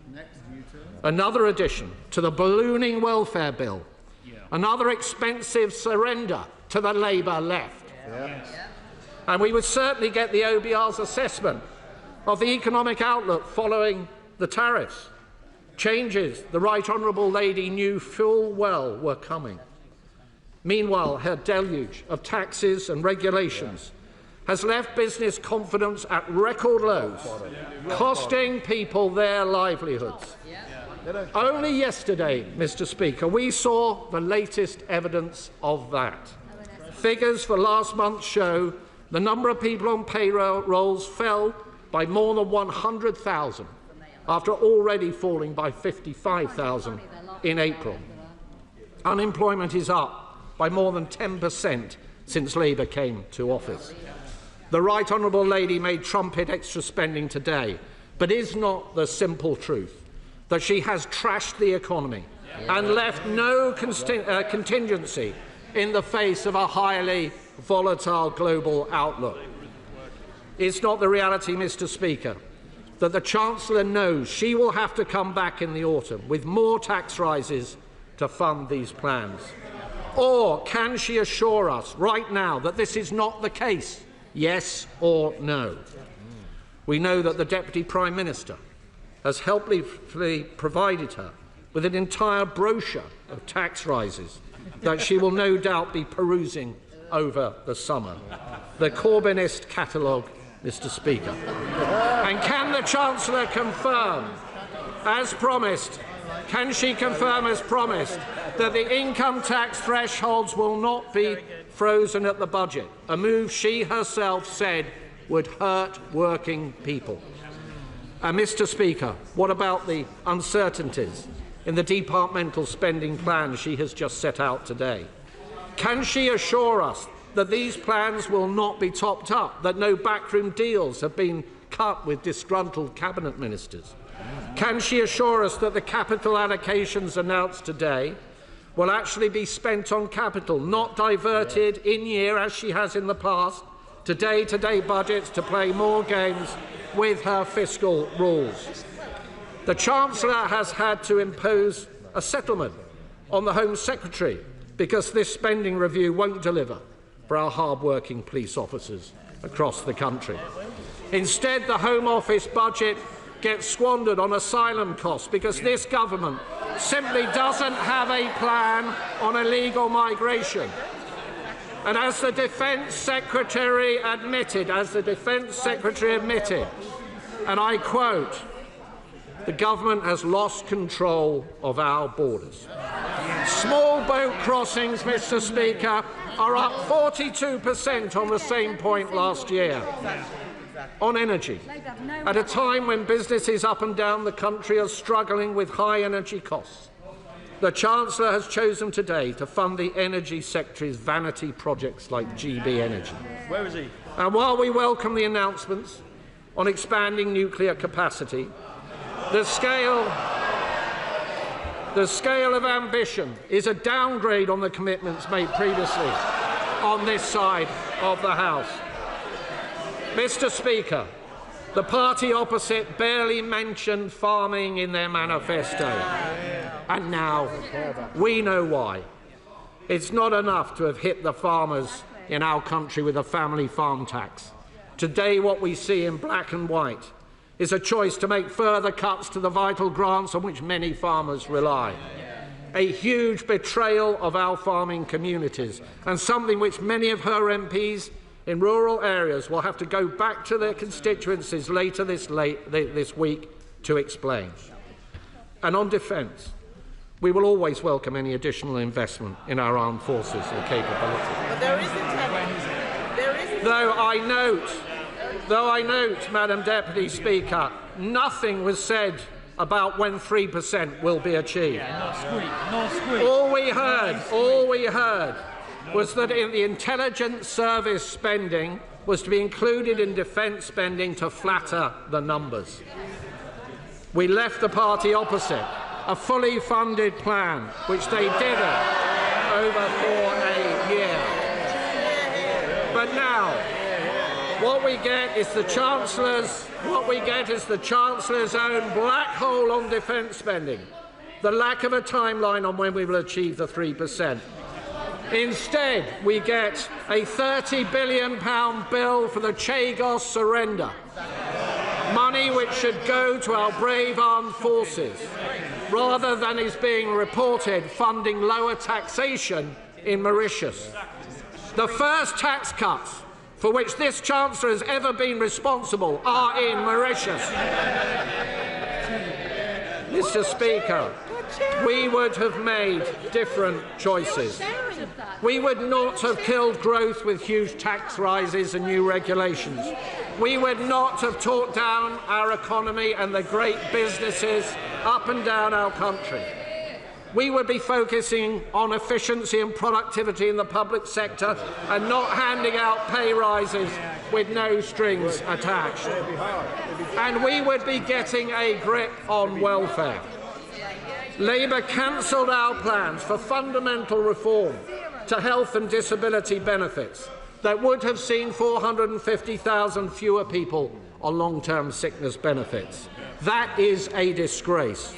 And instead of proper reforms to PIP, their own plans are a rushed cost-cutting exercise, so rushed they even had to change them after they had announced them. And their own backbenchers are in full revolt. Yet again, they talk tough, but there is no substance. The Right Honourable Lady has no grip. She has no clue. The markets and the public see a Chancellor completely out of her depth. Having blown her headroom and more from her budget in the autumn, she was forced into an emergency budget in March to scrabble around to try and repair the damage. Today she comes before us again with yet another fantastical tale that she knows will have completely fallen apart come the autumn. So we are not left with stronger foundations, as the Right Honourable Lady would have us believe, but rather another dose of that hallmark for which her actions have made her so renowned: uncertainty and failure. And so there she sits, Mr. Speaker, powerless to resist her disillusioned MPs and her panicking Prime Minister, like a cork on the tide. The drumbeat for U-turns pounding in her ears. Yet her tone today suggests that all is well. The sunlit uplands await. What a hopeless conceit, a masterclass in delusion. Inflation is up, unemployment is up, growth is marked down, business and households are hurting, investors are fleeing in their droves. The bond market vigilantes circle. And here we have the Chancellor, who refuses to listen. Not only tin-foil, but tin-eared too. And let me be clear, Mr. Speaker, it is working people and businesses who will pay the price come the autumn, with yet more taxes to pay for her weakness and her failures. Mr. Speaker, we cannot afford this spending review. And for many, the growing conclusion is that we cannot afford this Chancellor. Chancellor the Exchequer. I will address the Shadow Chancellor's specific points in a moment, but I want to start by acknowledging the progress he has made. After all, Madam Deputy Speaker, it's been quite a week for him. Last Thursday, he gave a speech saying it will take time for his party to win back trust on the economy. And today he showed us how far he and his party have to go to be able to achieve that. Now, I want to give him some credit for last week's analysis. He said that the Conservative Party was seen to have failed. He's right. He said that the last Conservative government put at risk the very stability which Conservatives had always said must be carefully protected. Madam Deputy Speaker, I agree with him. And he said that on his party's... Chancellor. I need to be able to hear, and I'm sure our constituents would also want to hear, Chancellor. He said that the credibility of the UK's economic framework was undermined by spending billions with no proper plan for how it would be paid for. Mr. Speaker, I couldn't have put it better myself. Now, the Shadow Chancellor could have gone a lot further. For example, Madam Deputy Speaker, he couldn't even bring himself to mention Liz Truss by name, Stride by name, baby steps by nature. But at least he's made a start.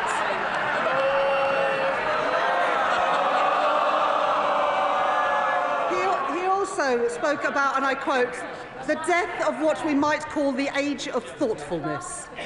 And speaking of the death of thoughtfulness, let me now turn to his response to the spending review. Now, the Shadow Chancellor welcomed our nuclear investment of £30 billion, but he said it's not enough. He welcomed our defence investment of £11 billion, but he said it was not enough. He and his party opposed the decisions that this government has taken to make those announcements possible by voting against the budget in October last year. Madam Deputy Speaker, you can't spend the money if you won't raise the money. Now that's a lesson from Liz Truss that he has already forgotten. He complained about the level of investment that I've announced, ignoring the fact that the reason this investment is so important is because his party oversaw 14 years of cratering investment, stagnating wages and public service collapse. So let me remind him of what I said, Madam Deputy Speaker. The Tories' fiscal rules guaranteed neither stability nor investment, and that is why I changed them, so that we can get stability and we can get investment. All their fiscal rules enabled was them to crash the economy, and the working people of Britain will never forgive them for doing that. So the party opposite set themselves against investment in the renewal of Britain. They set themselves against NHS investment, free school meals, investment in skills, investment in carbon capture and storage, investment in transport in our towns and in our cities, investment in everything that we've set out today, and yet the British people voted for them. And the honourable gentleman says, the right honourable gentleman says that the Home Office budget involves an increase in asylum costs. It doesn't. Asylum costs are coming down under this Labour government because we are deporting more people and getting them out of hotels. He says that we're cutting police spending, we're increasing it by 2.3% in real terms a year. And, Madam Deputy Speaker, we've had no apology. No apology for the damage that they did to our economy or to our public services. In the last 11 months, interest rates have been cut 4 times. GDP was the fastest growing of all G7 economies in the first quarter of this year. Business confidence is rising. 500,000 more people are in work. Record investment has been made in Britain. Real wages have increased more in 10 months than they did in 10 years of the Conservative government. The national living wage has increased, giving 3 million working people a pay rise. And we've done all of this without increasing taxes on working people. Those are the choices that we have made. That is the difference that we are making. And in the spending review today, we set out the spending that we announced in the budget last year and in the spring statement. Not a penny more, not a penny less. I said in the budget and in the spring statement that public services must now live within the means that we have set, and we have achieved that. There will be a budget later this year, and in that budget we will set out in the round all of the fiscal plans. But we have already drawn a line under the Tory mismanagement with tax rises last year, and we will never have to repeat a budget like that again, because we will never have to clean up after the mess that the party opposite made again. Now, the reason that this Labour government has spent its first year fixing the foundations of our economy and stabilising our public finances is because it is what we had to do. The government of which the Shadow Chancellor was a part of left an unenviable legacy, which is why his party is, in his own words, in a difficult place. Now, we've made our choices. removing barriers to growth, barriers untouched by the party when they were in office for 14 years, strengthening Britain's security, the biggest real terms increase in defence spending since the end of the Cold War, something that they did not do when they had 14 years in office, bringing our health service in the 21st century after neglect by the party opposite in their 15 years in office, investing in Britain's renewal to repair the damage done by the party opposite in their 14 years in office. And Madam Deputy Speaker, in stark contrast to the Conservatives' 14 years of chaos, waste and decline, we are delivering on the priorities of the British people. Chair of the Select Committee, Dame Meg Hillier.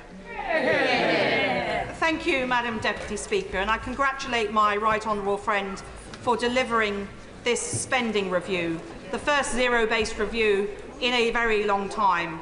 And I think it's absolutely vital that as the taxpayer, the citizen, are looking very carefully at their spending in the cost of living crisis, that government does that too. And we look forward to having the Chief Secretary to the Treasury in front of the Select Committee in 2 weeks' time to look at this in more detail.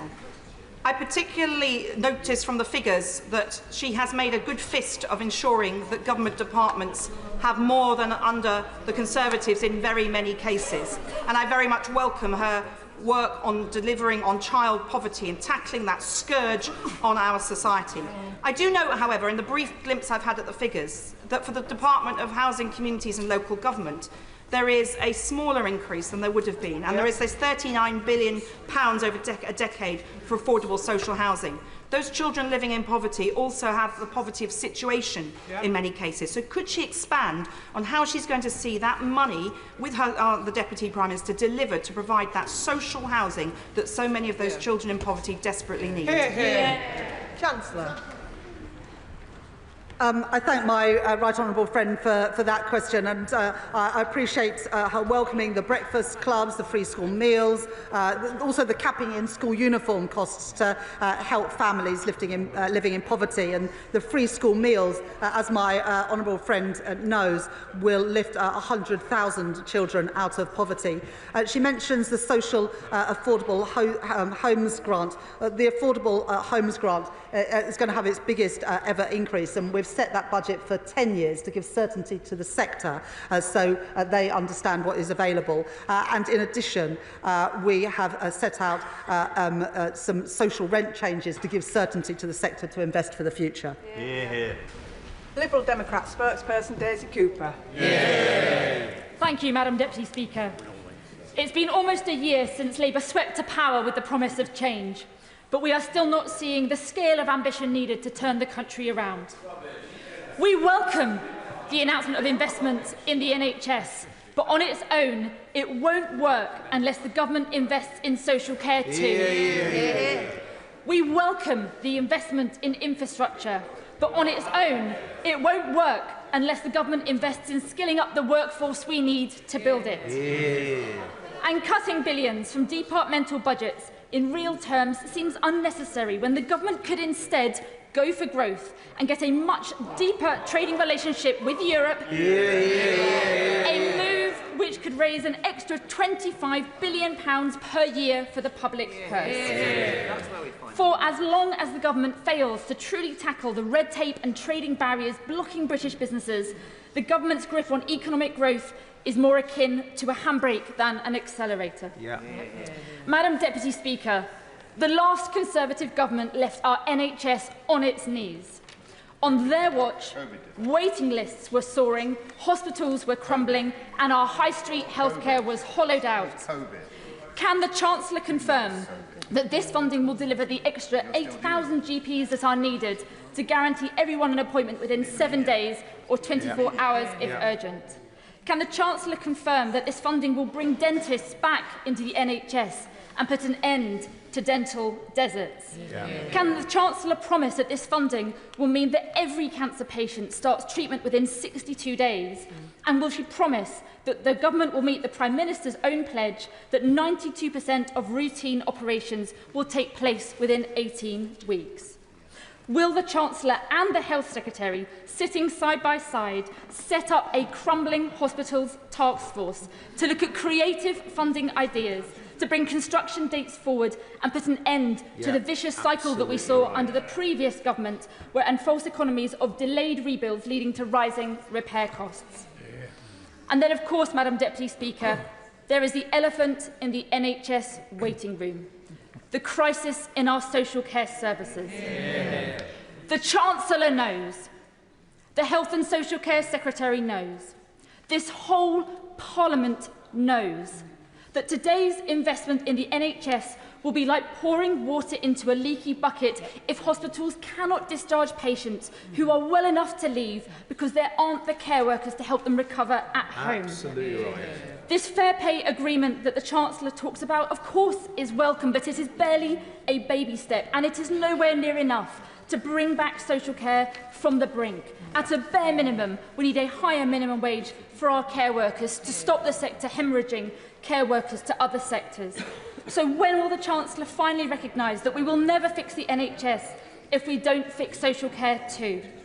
And will the government finally act with urgency and commit to concluding the social care review by the end of this year, not in 3 years' time? On housing, we warmly welcome the government's investment in social homes. Will the government now commit to the Liberal Democrats' target of building 150,000 social homes every single year? Madam Deputy Speaker, other public services are crying out for investment too. Our communities need proper neighbourhood policing to feel safe.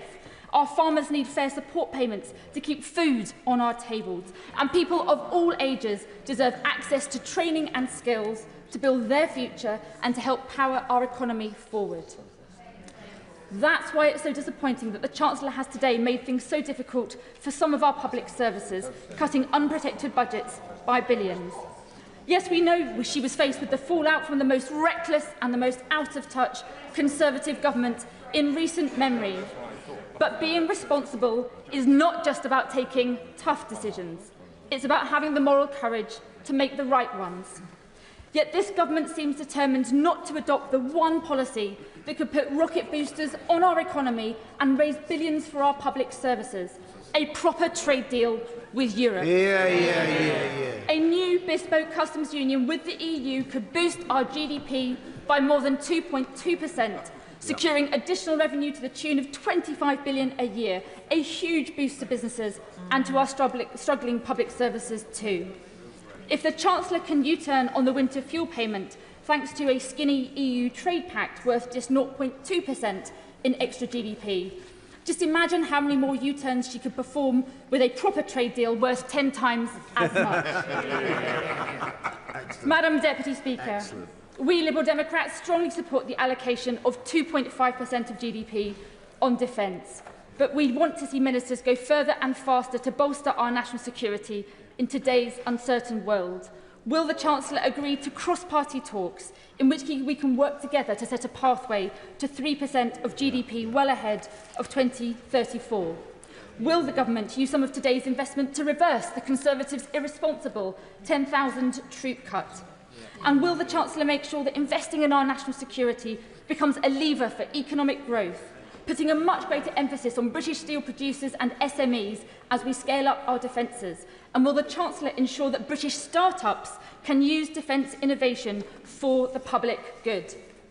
Before I conclude, Madam Deputy Speaker, I must thank the Chancellor for finally completing the world's slowest U-turn on the unfair winter fuel payments cut.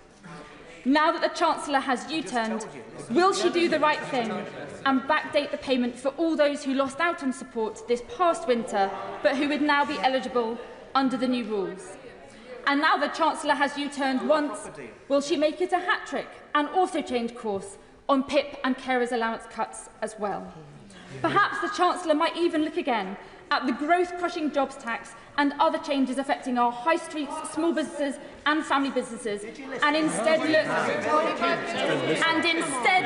at the fairer ways of raising revenue that we Liberal Democrats have set out time and time again, raising the same amount of revenue from the big banks, the social media giants and the online gambling companies to start paying their fair share of tax. Madam Deputy Speaker, After years of chaos and incompetence under the last Conservative government, this was a unique opportunity to draw a line under the social care crisis, squeezed budgets and sluggish economic growth. So I strongly urge the Chancellor, will she ignore those who talk down Britain's economic potential? Will she rip up the red tape holding British businesses back? And will she strike a properly ambitious trade deal with Europe that will turbocharge our economy and bring in the billions to rebuild our public services? The government says its #1 mission is growth. This would be the way to deliver it. Chancellor. Thank you very much, Madam Deputy Speaker, and I thank the Honourable Lady for her comments. I know she hasn't had a chance to look at the figures yet, but it's not right to say that there are real terms cuts to public services. Public service spending is increasing by 2.3% a year on average over the course of the spending review. If we start on investment in the NHS and in social care, we've already delivered, as I set out in my speech, 1,500 more GPs.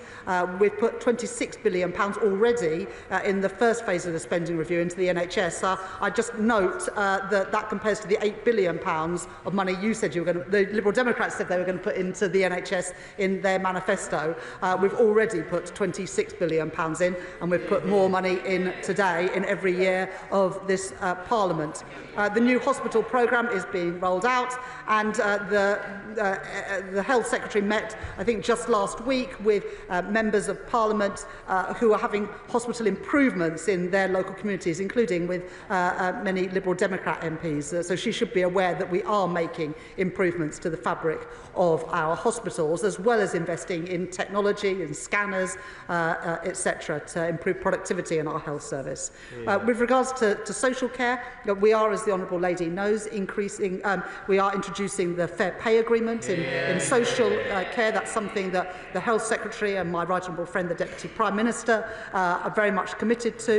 We've increased, as she'll know when she looks at the documents, local government spending power so we can put more money into social care. And in addition, Louise Casey is doing her review into the future of social care. On investment in infrastructure, yes, we are going big on infrastructure. £100 billion more announced in the budget last year, another £13 billion in the spring statement, and we're backing that up with skills, as I set out in my speech and as detailed in the spending review documents.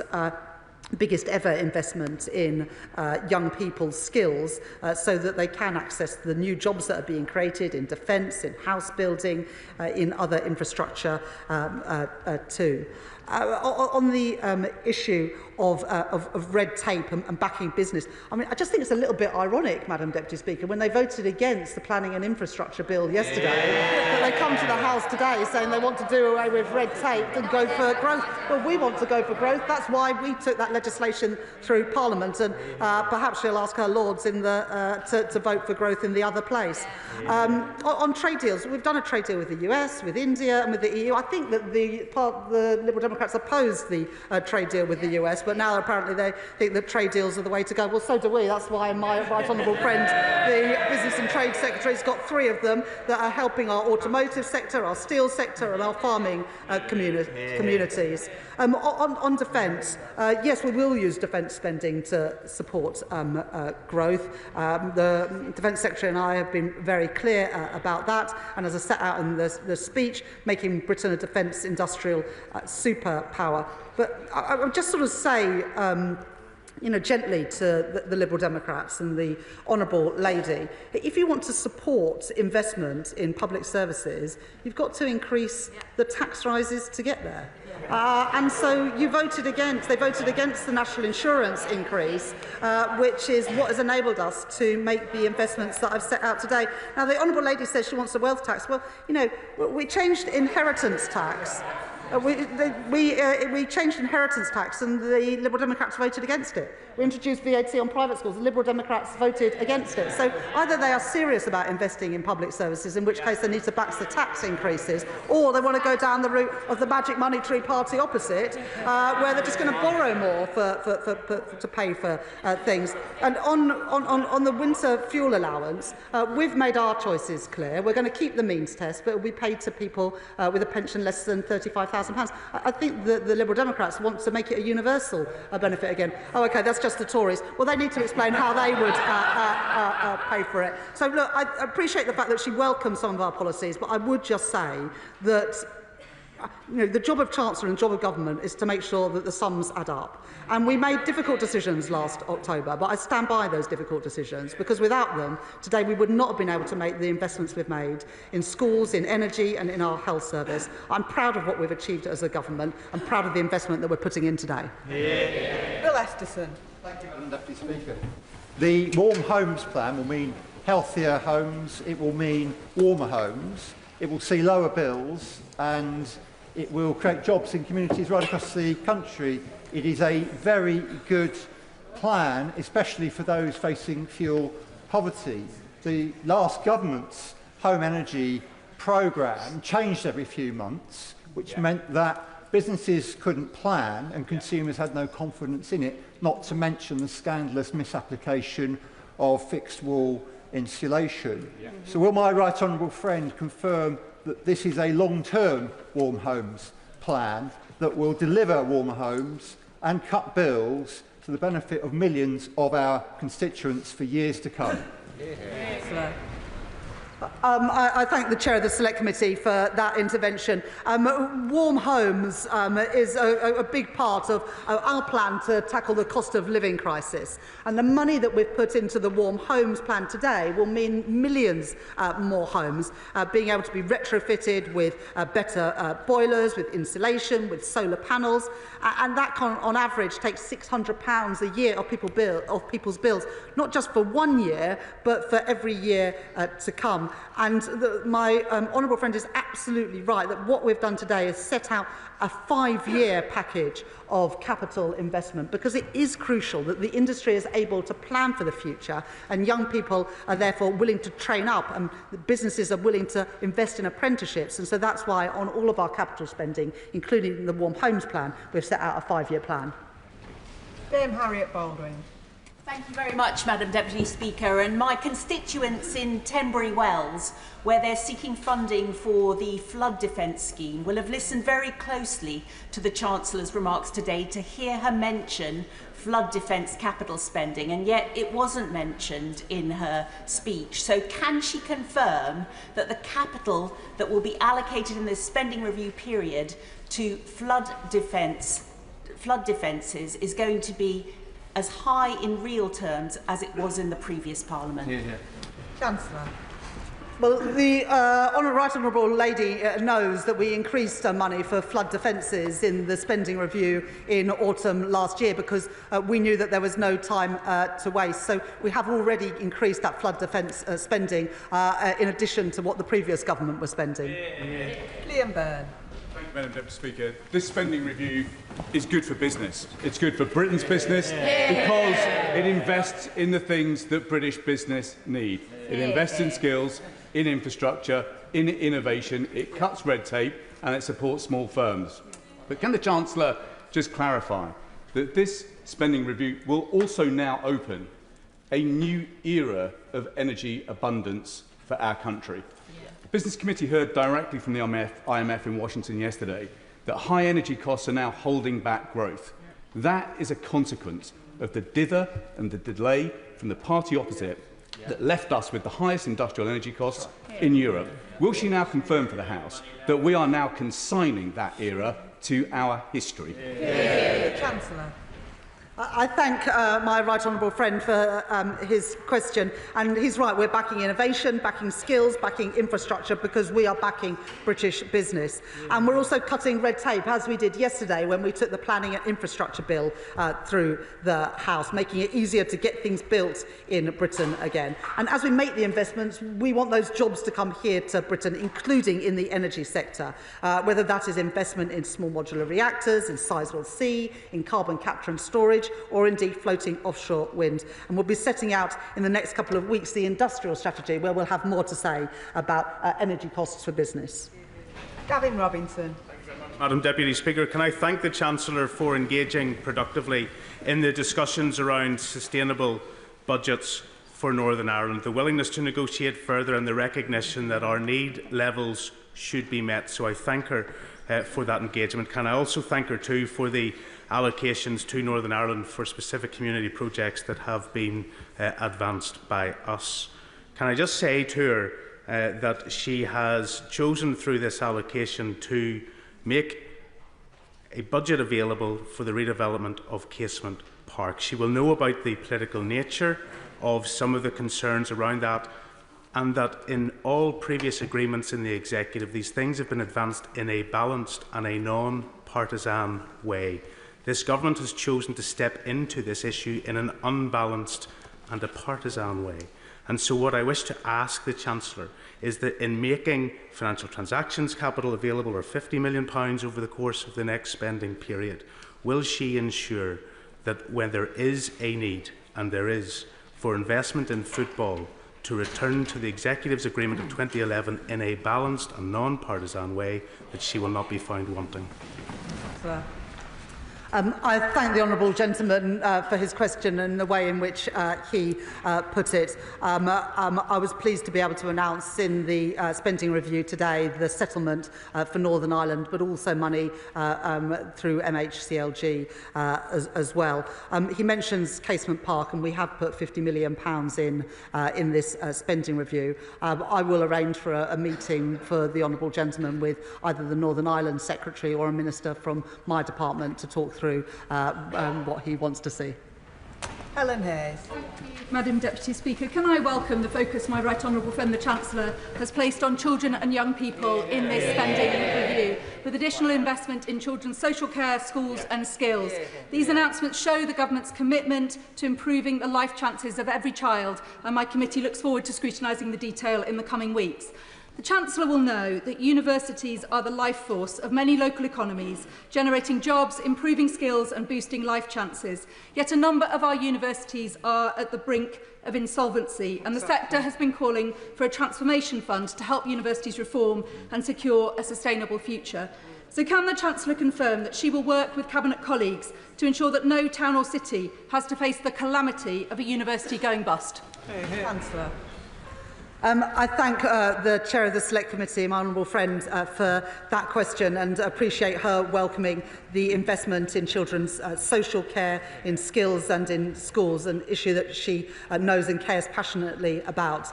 In the spending review, we were able to set out £86 billion in total of investment in R&D, much of that spent through our universities and our research institutes. But I'm certain that the Education Secretary or the relevant Minister would meet with her to talk about the wider allocation from this spending review. John Glenn. Thank you, Madam Deputy Speaker. Scientists at Porton Down at the UK Health Security Agency make a massive contribution to the welfare of our country in difficult times.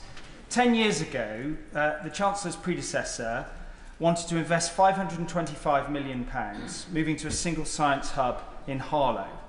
£400 million has already been spent, and the NAO last year said it would cost £3.2 billion to complete the move by 2036. 3 weeks ago I had an adjournment debate, and I was told that today we would know the outcome of what was actually going to happen with this project. Could I ask the Chancellor what is happening with the future of UK HSA at Porton Down? Is it going to move to Harlow at massive expense, 6 times the original estimate, 15 years later than was estimated, or can we save some money and use that money for better investment in our public estate? Chancellor. I thank the Right Honourable Gentleman, a member of the Treasury Select Committee, for his question. We've made the allocation to the Department of Health, £29 billion annual uplift, and it will be up to the Secretary of State to allocate that money. But I will make sure that he's heard your question and gets a proper reply to you. Louise Jones. Thank you very much, Madam Deputy Speaker. With £2.5 billion investment into nuclear in Derby, £2.5 billion into nuclear fusion in North Nottinghamshire, and £500 million into steel suitable for use in the nuclear industry in Sheffield, I note that my constituency of North East Derbyshire is surrounded by wonderful opportunities in these industries of the future. Can the Chancellor outline what more we can do to support young people in my constituency to access careers in this industry? Chancellor. I thank my honourable friend for that question. But we were proud as a government to be able to step in and save British Steel at Scunthorpe, and I thank again my honourable friend, the member for Scunthorpe. But it's not just Scunthorpe, also opportunities in Sheffield and at Port Talbot, because as we build this infrastructure, whether it's trams and trains or nuclear power or submarines, we want to use steel made in Britain. And that's a really exciting opportunity, and the investments that we're putting in small modular reactors and fusion in Nottinghamshire and Derby create great opportunities for jobs, and that's why we're also in this spending review putting record investment in skills so that young people in North East Derbyshire and beyond can get access to the jobs being created. Liz Saville-Roberts. The announcement of just £44.5 million a year for the next 10 years for Welsh Rail is Labour's flimsy fig leaf of an excuse for the multi-billion and multi-decade scandal that is HS2. The money announced today is only significant if it matches what Wales will continue to lose from all England-only rail projects up to now and in future. So can the Chancellor guarantee that Wales will, from now on, receive the full £4 billion HS2 consequential funding, or will she admit that her announcement on Welsh rail funding is nothing but smoke and mirrors? Chancellor.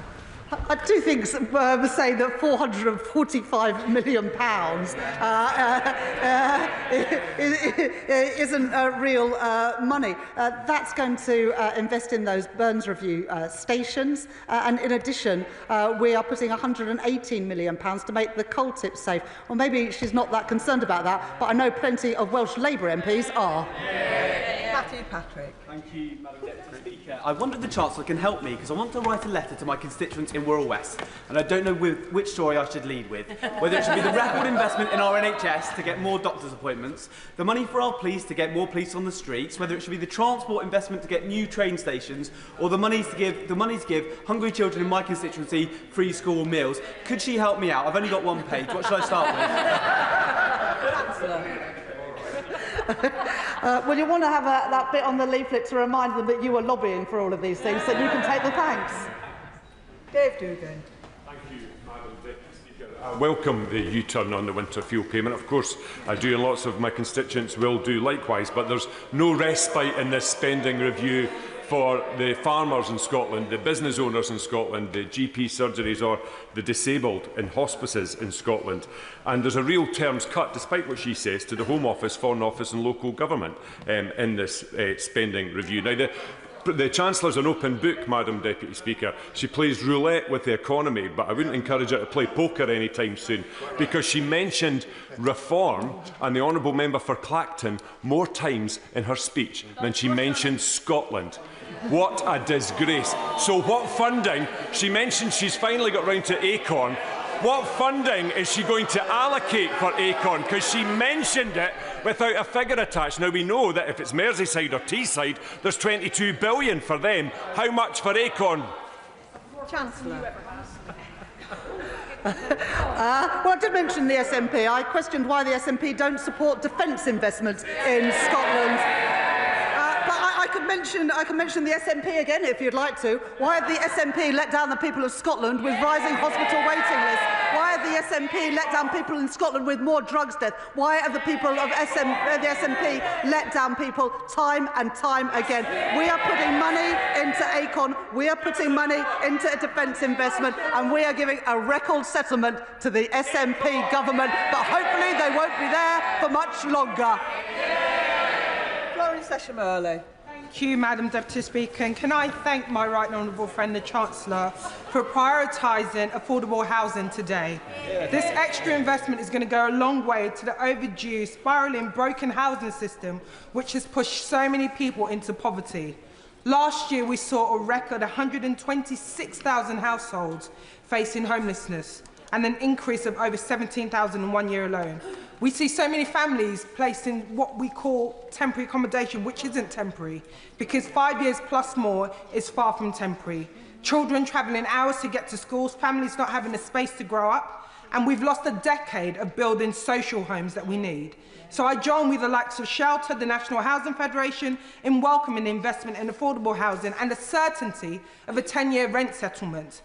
But these measures need more. And we need to build the truly social homes. So can the Chancellor confirm what proportion of social rent will form the backbone of this affordable homes programme to get those families into a safe and secure, stable home? Chancellor. Well, I thank my honourable friend for her campaigning on these issues of housing and homelessness, which is a big challenge in many of our constituencies, including hers in Vauxhall. We now want to work closely with local councils and also the Mayor of London to build the affordable homes that we desperately need in the capital city, where house prices and rents are still far too high for so many families. And I look forward to working with my honourable friend on just that. Sir Geoffrey Clifton-Brown. Thank you, Madam Deputy Speaker. The billions of pounds that have been announced today by the Chancellor are very big rises. The PAC looks forward to scrutinising that expenditure, because I'm sure it will be welcomed by those who receive it, to make sure we're getting value for money. However, could the Chancellor explain to the House how it's going to be funded? Because debt is at a record level, tax is at a record level, or is it the case that British workers can look forward to a summer expecting more tax increases? Chancellor. Well, I look forward to that scrutiny, but the honourable gentleman will know that the allocations we've made today is based on the tax increases that we made in the budget last year. So we're not spending a single penny more or a single penny less than the money that we set out in the autumn budget and the spring statement. Ruth Cadbury. Thank you, Madam Deputy Speaker. I welcome the significant transport investment that the Chancellor has announced today in the North and in the city regions. This is helped through her changes to the Green Book. But when will the place-based business cases be reviewed so that these local areas can start planning for that local transport initiatives that they've so long waited for? Chancellor. Well, I hope that my honourable friend can already see the impact of our change attitude and our change perspective at the Treasury by putting this record investment, £15.6 billion that we announced last week, into 8 mayoral combined authorities to better connect towns and cities. And because of the changes we've made, it is why we've been able today to put more money into the Trans-Pennine route, upgrade the Midlands hub, and indeed significant investment in trains in Wales. Tim Farron. Thank you, Madam Deputy Speaker. My community in Westbourne will be outraged by a 17% reduction in farm funding, and we will be perplexed, and are perplexed, because we were told to expect today a decision on the vital scheme to dual the A66 from Penrith to Scotch Corner, which is crucial to east-west connectivity, the northern economy, and to saving lives. There was no mention in the statement or in the accompanying documents at all. Will she confirm now that the A66 upgrade will take place? Chancellor. I thank the right honourable gentleman for that question. The allocation has now been made to the Department for Transport. We haven't set out every project that's going to fund today, and I'm sure that the Transport Secretary will come to this House or the relevant Select Committee in due course. Graham Downey. Thank you very much, Madam Deputy Speaker. Can I thank the Chancellor of the Exchequer, in particular putting her faith in young people for the future, with investments in AI, nuclear and defence, opportunities which young people in Scotland deserve, alongside £1.2 billion for training and apprenticeships. Meanwhile, in my own constituency, Fife College has recently warned of course cuts and campus closures thanks to the mismanagement of the Scottish budget by the SNP. Does she agree with me that the best way to get the opportunities that young people deserve in defence, nuclear and other industries is with a Scottish Labour government and Anas Sarwar as First Minister. Well, I think we saw in the by-election last week how desperate the people of Scotland are for change after 2 decades of SNP so-called leadership. We are putting investments in training and apprenticeships in this spending review, and I very much hope the SNP will match that in Scotland. Richard Tice. Thank you, Madam Deputy Speaker. Well, the Chancellor inherited supposedly a black hole, and she's dug a crater into which public confidence is plunging. Business confidence is plunging. And the truth is, 250,000 jobs are disappearing since the blunder budget. And despite all the noise we hear from the benches opposite, the reality is that government spending is completely out of control. Inflation is up, unemployment is up, government borrowing is up, and the cost of government borrowing is up. And the only thing that's going down are jobs and GDP. But I have some good news for the Chancellor. In the 10 councils that we control, Madam Deputy Speaker, that we control, we're already identifying savings of hundreds of millions of pounds. She may want to learn some lessons. That, Madam Deputy Speaker, is why reform is leading in the polls. Chancellor. Well, I noted recently on a podcast that the honourable member said that he wanted to cut government spending by £300 billion. Well, that would mean getting rid of the whole of the NHS and the whole of the defence budget. We have increased spending by £300 billion to invest in our schools, our hospitals, our transport and our defence. I know that the party on those benches is soft on defence, soft on workers' rights and want to privatise our NHS. I don't think that is the priorities of the British people. John Brady. Thank you, Madam Deputy Speaker. I may say reform's economic policies appear to have been cooked up after a heavy night at most bars in The Simpsons. 18 years of the SNP. We have failed to invest in Glasgow's transport infrastructure. We have no airport rail link, no Parkhead station. We don't even have lifts at Bridgeton Station. And I contrast this, Madam Deputy Speaker, with the Right Honourable Friend, the Chancellor of the Exchequer's firm commitment to transport.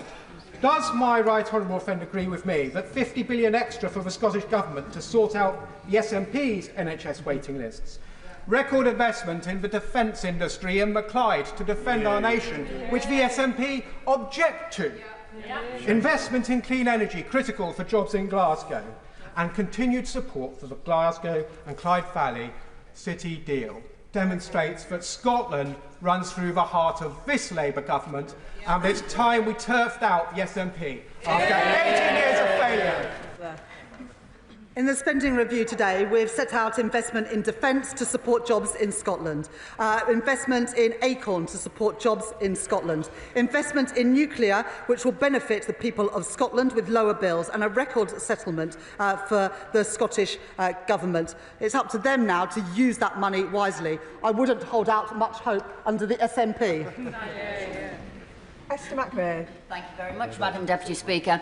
Now, I know the Chancellor considers herself to be a world-leading economist, so can she tell me how it is that everyone in the country knew that by hiking taxes on employers' national insurance contribution, making it more expensive to employ people, would destroy jobs, destroy businesses and destroy the economy, but the only people who didn't know that was her and her socialist boss. Chancellor of the Exchequer. I'm sorry to disappoint the Right Honourable Lady, but there are 500,000 more jobs in Britain since the last general election, and business confidence is going up. Jeevan Sandhu. Thank you, Madam Deputy Speaker. My constituency of Loughborough, Shepshed and the Villages is in the East Midlands, a region that has been overlooked for too long. That ends today. Firstly, we're changing to the Green Book, which we all welcome, more money outside of London. I hope my colleagues don't mind too much. And secondly, over £100 billion of investment. So can the Chancellor please set out how today's investment will get bills down and wages rising in my constituency of Loughborough, Shepshed and the Villages? Chancellor. I thank my honourable friend for welcoming the changes to the Green Book, which will better enable the government to invest and will stop the situation where the Treasury used to wield the Green Book against local communities and the investments that they wanted to make. And this was a good spending review for the East Midlands, as my honourable friend mentioned, with investment in nuclear fusion and also in small modular reactors. And many businesses in those supply chains right across the East Midlands will benefit from that significant investment and the jobs it brings too. Bobby Dean. Thank you, Madam Deputy Speaker. Last year during the mayoral election, Sadiq Khan claimed that a Labour mayor working for a Labour government would be a game changer for the city. But just now he's released a statement criticising the spending review for underfunding the Met Police, failing to invest in our transport infrastructure and potentially making the housing crisis in our capital worse. Was Sadiq Khan wrong to put his trust in this Labour government? Yes. Well, for London today, we have increased the spending power of the police by 2.3% in real terms every year, a record investment in the Affordable Homes Programme to include building new homes in London, free school meals, lifting around 10,000 children in London out of poverty, and much more. We've also backing a third runway at Heathrow and investing in tunnelling to take HS2 to Euston. So this is a good budget for London, but most importantly, it is a good spending review for the whole of the United Kingdom. Alex Baker. Thank you, Madam Deputy Speaker. Can I congratulate the Chancellor on the spending review and welcome both her commitment to defence spending and to us being a defence industrial superpower, which is so vital for my community of Aldershot and Farnborough. This week, my honourable friend for York Outer and I published our report on rewiring British defence finance to support her work to fire up our defence industrial base. As part of this, will the Chancellor support my campaign for a UK-led multilateral defence, security and resilience bank to finance our national resilience, support our allies and keep our country safe?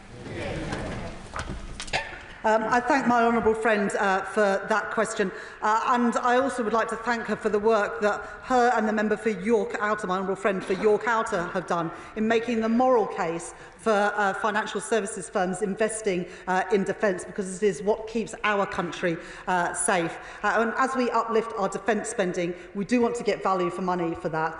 That's why we were pleased in the deal that we did with the EU that we have also secured a defence industrial partnership with the EU.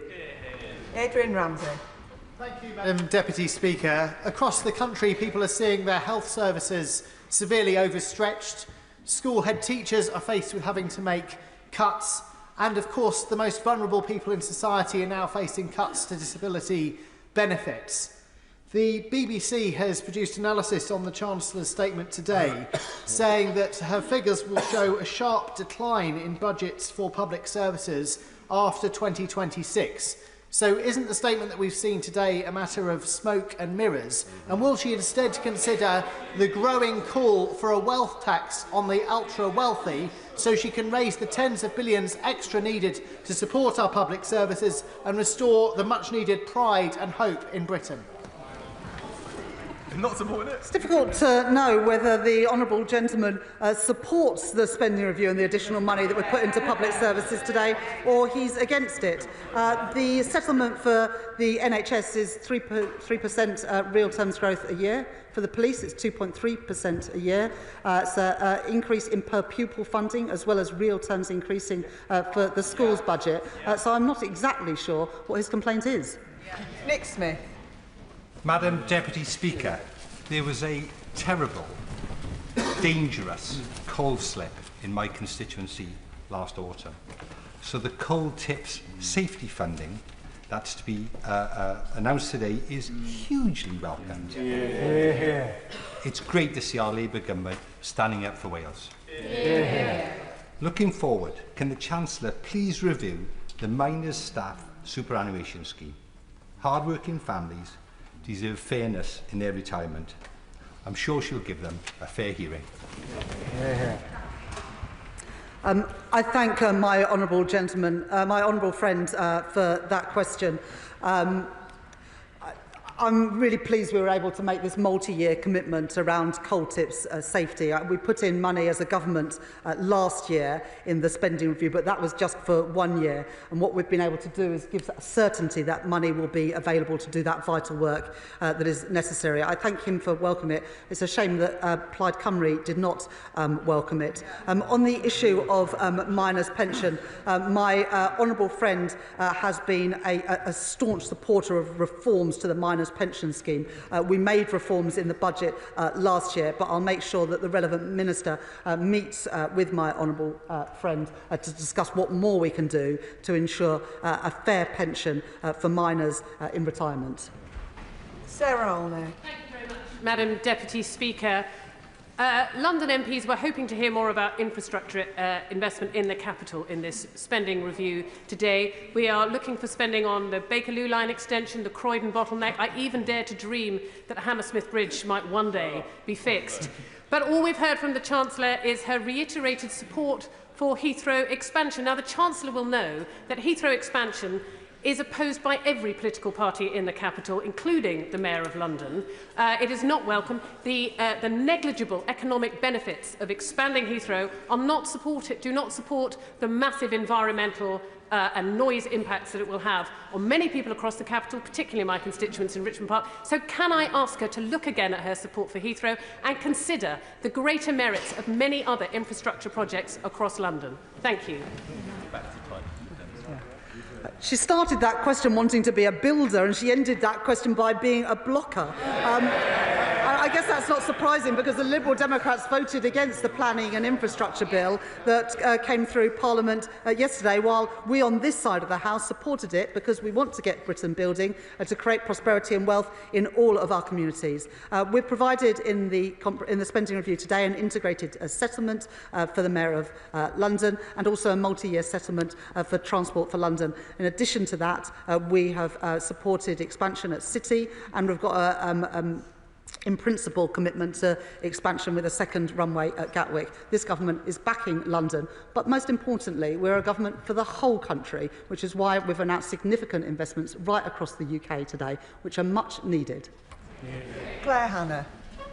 The SDLP's priority continues to be funding Northern Ireland on the basis of need, and I urge focused action so we can have sustainable public services and hopefully stable politics to start to deliver in health and education and the squeeze in housing and childcare. I also warmly welcome the funding allocation for Casement Park, which represents much more than just a stadium. It is a home for Ulster GAA to match the wonderful homes we have for soccer and rugby in Northern Ireland, and it's a flagship venue for West Belfast and an economic opportunity for the whole city. Would the Chancellor agree with me that while there's a way to go to get the funding for the stadium that the GAA's hundreds of thousands of supporters and volunteers deserve, that the onus is now on the Stormont Executive, on Sinn Féin, on the DUP, on the Alliance Party to get moving, to end a decade of dither and delay, and to finally get Casement Park built? Well, this government has provided £50 million in the spending review today, but we've also done much more, I hope, for Northern Ireland, with a record settlement, a record since devolution, and also significant investment in our defence sector, where Northern Ireland has a proud history of producing for the UK's defence needs. Martin Vickers. Thank you, Madam Deputy Speaker. Of course, I welcome the continuing support for Scunthorpe Steelworks. I would just gently remind the Chancellor that that came 7 months after I first raised the issue here in the House, and we then had the panic of the Saturday sitting in April. But moving on from that, she mentioned the support for the Viking CCS project, which again is something I've been lobbying for a long time. Could she give a little more detail in terms of the time frame for that? I thank the honourable gentleman for welcoming what we did with British Steel at Scunthorpe. I know that he's been a strong voice advocating for British Steel in Scunthorpe, unlike some of our late arrivals in another party. On Viking and carbon capture and storage, really pleased alongside the Acorn investment in Aberdeenshire to be able to announce that today. The Energy Secretary will set out in due course the timing and the money available available. But after what we did with Merseyside and Teesside at the end of last year, investing in carbon capture and storage, we're now in a position to put investment into that second tranche at Aberdeen and also in the Humber. Yasmin Qureshi. Thank you, Madam Deputy Speaker.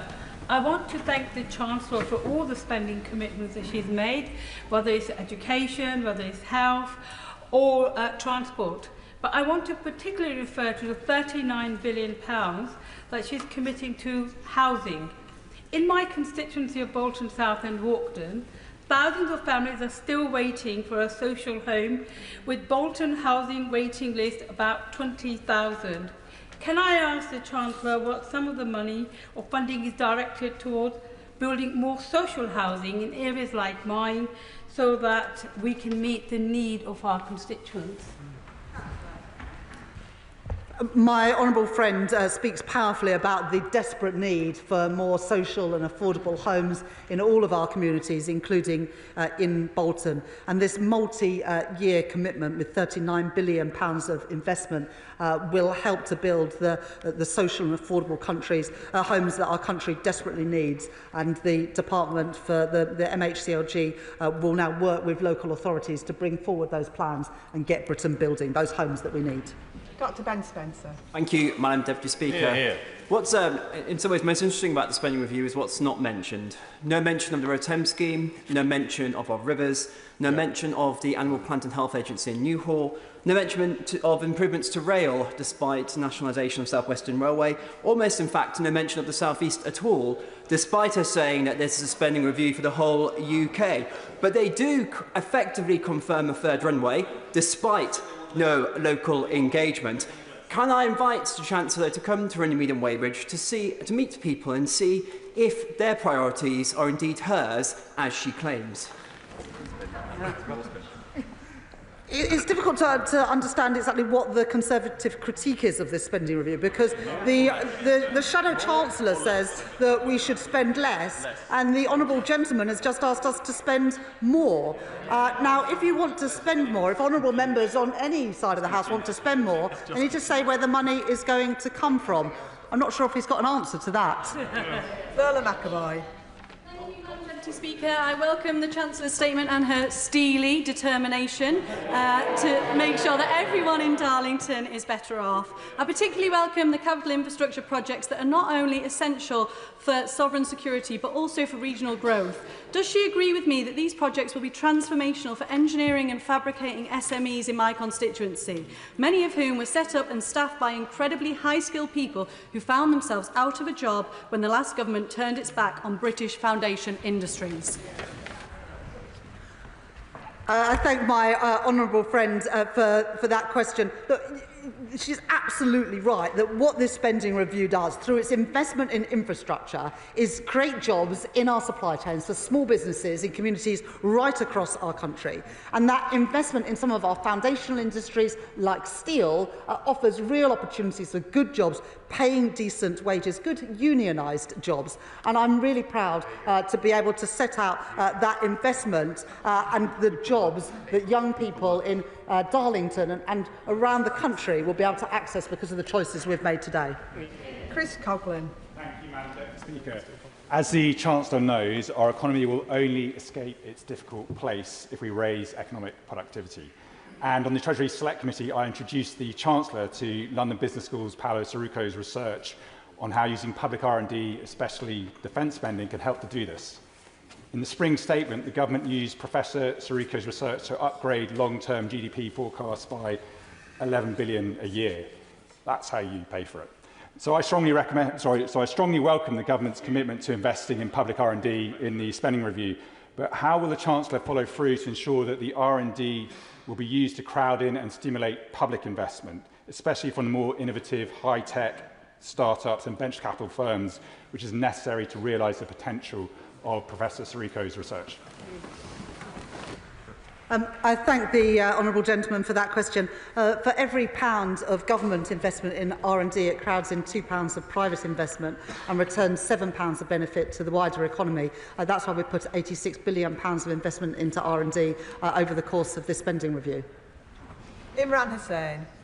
Thank you, Madam Deputy Speaker, and I'm sure people in your constituency, Madam Deputy Speaker, my constituency, my honourable friend for Shipley's constituency, and indeed in the Chancellor's own constituency, will welcome greatly the £2.1 billion in a new tram and in particular a new bus station in Bradford, as well as the billions for social and affordable housing that is much needed. But the Chancellor will know in my constituency over half of all children are still growing up in poverty, which is true of constituencies of many honourable members. Child poverty is not a statistic, it's a national disgrace. And it's as a direct result of 14 years of ideological austerity by those opposite. Today's statement is a step in the right direction, in particular with the announcement of 500,000 more children eligible for free school meals. But frankly, it doesn't go far enough. So will the Chancellor tell me what further measures this government will announce to alleviate and finish child poverty, including scrapping the two-child limit which continues to put thousands of children into poverty? I thank my honourable friend for that question, and I appreciate him welcoming the £2.1 billion for West Yorkshire Combined Authority, which will help pay for mass transit to connect Leeds and Bradford, but also Kirklees and Calderdale. In the statement today, we were able to provide money for free school meals for 500,000 children, lifting 100,000 out of poverty, as well as continuing to roll out breakfast clubs and the Warm Homes programme, which will help insulate and bring down the bills for millions of families. In addition, we increased the national living wage by nearly 7%, and the Employment Rights Bill will ensure that more people have security and dignity at work, all part of our plan for change and lifting children and families out of poverty. Sir Gavin Williamson. Thank you, Madam Deputy Speaker. HS2 owns vast swathes of the Staffordshire countryside. In fact, it owns a third of all the properties in the village of Hopton. This is having an enormous impact on residents and causing an enormous blight. Could the Chancellor set out to the House and to so many constituents of mine and right across Staffordshire as to when they're going to know whether the farmers are going to be able to have their land back and whether villagers will be able to return to normal life with people being able to move into those empty houses? Well, I'm sure that the right honourable gentleman has apologised to his constituents for the total mess that the party opposite made of HS2. Now, we're fixing their mess, getting a grip of the costs of that project. But frankly, for the honourable gentleman to raise HS2 after the mess they made of it, it is astounding. Melanie Ward. Thank you, Madam Deputy Speaker. Almost 20 years of the SNP in government in Scotland, and we have 43,000 Fifers on an NHS waiting list, and a growing gap in educational achievement between kids from the richest and poorest areas. Less than 1 year of a Labour UK government, and we are delivering record funding for Scotland, falling energy bills, a pay rise for 8,000 Fifers, new defence jobs in Fife, and an announcement that will be warmly welcomed by my constituents today: new investment in the renewal of Kirkcaldy Town Centre and the potential of our amazing seafront. Does the Chancellor agree that this is the difference a Labour government makes? I thank my honourable friend for that question. And the work that we are doing as a Labour government will reduce inequality. We're giving a pay rise to millions of workers, defence jobs paying a decent wage, GB Energy headquartered in Scotland. And today I've been able to announce additional investment in the seafront in her constituency for the economic benefits that will bring. Robin Swan. Thank you very much, Madam Deputy Speaker. An NHS fit for the future. So can I congratulate the Chancellor and the Health Secretary in that investment in the health service in England. But in that real term spend and the money allocated to Northern Ireland, would the Chancellor encourage the Northern Ireland Executive at a minimum to see that same investment in the health service in Northern Ireland? Because Northern Ireland Executive has been working with single-year budgets since 2016. And would the Chancellor agree that with this SR, it allows them to set a multi-year recurrent budget that allows the transformation of health services and other public services in Northern Ireland.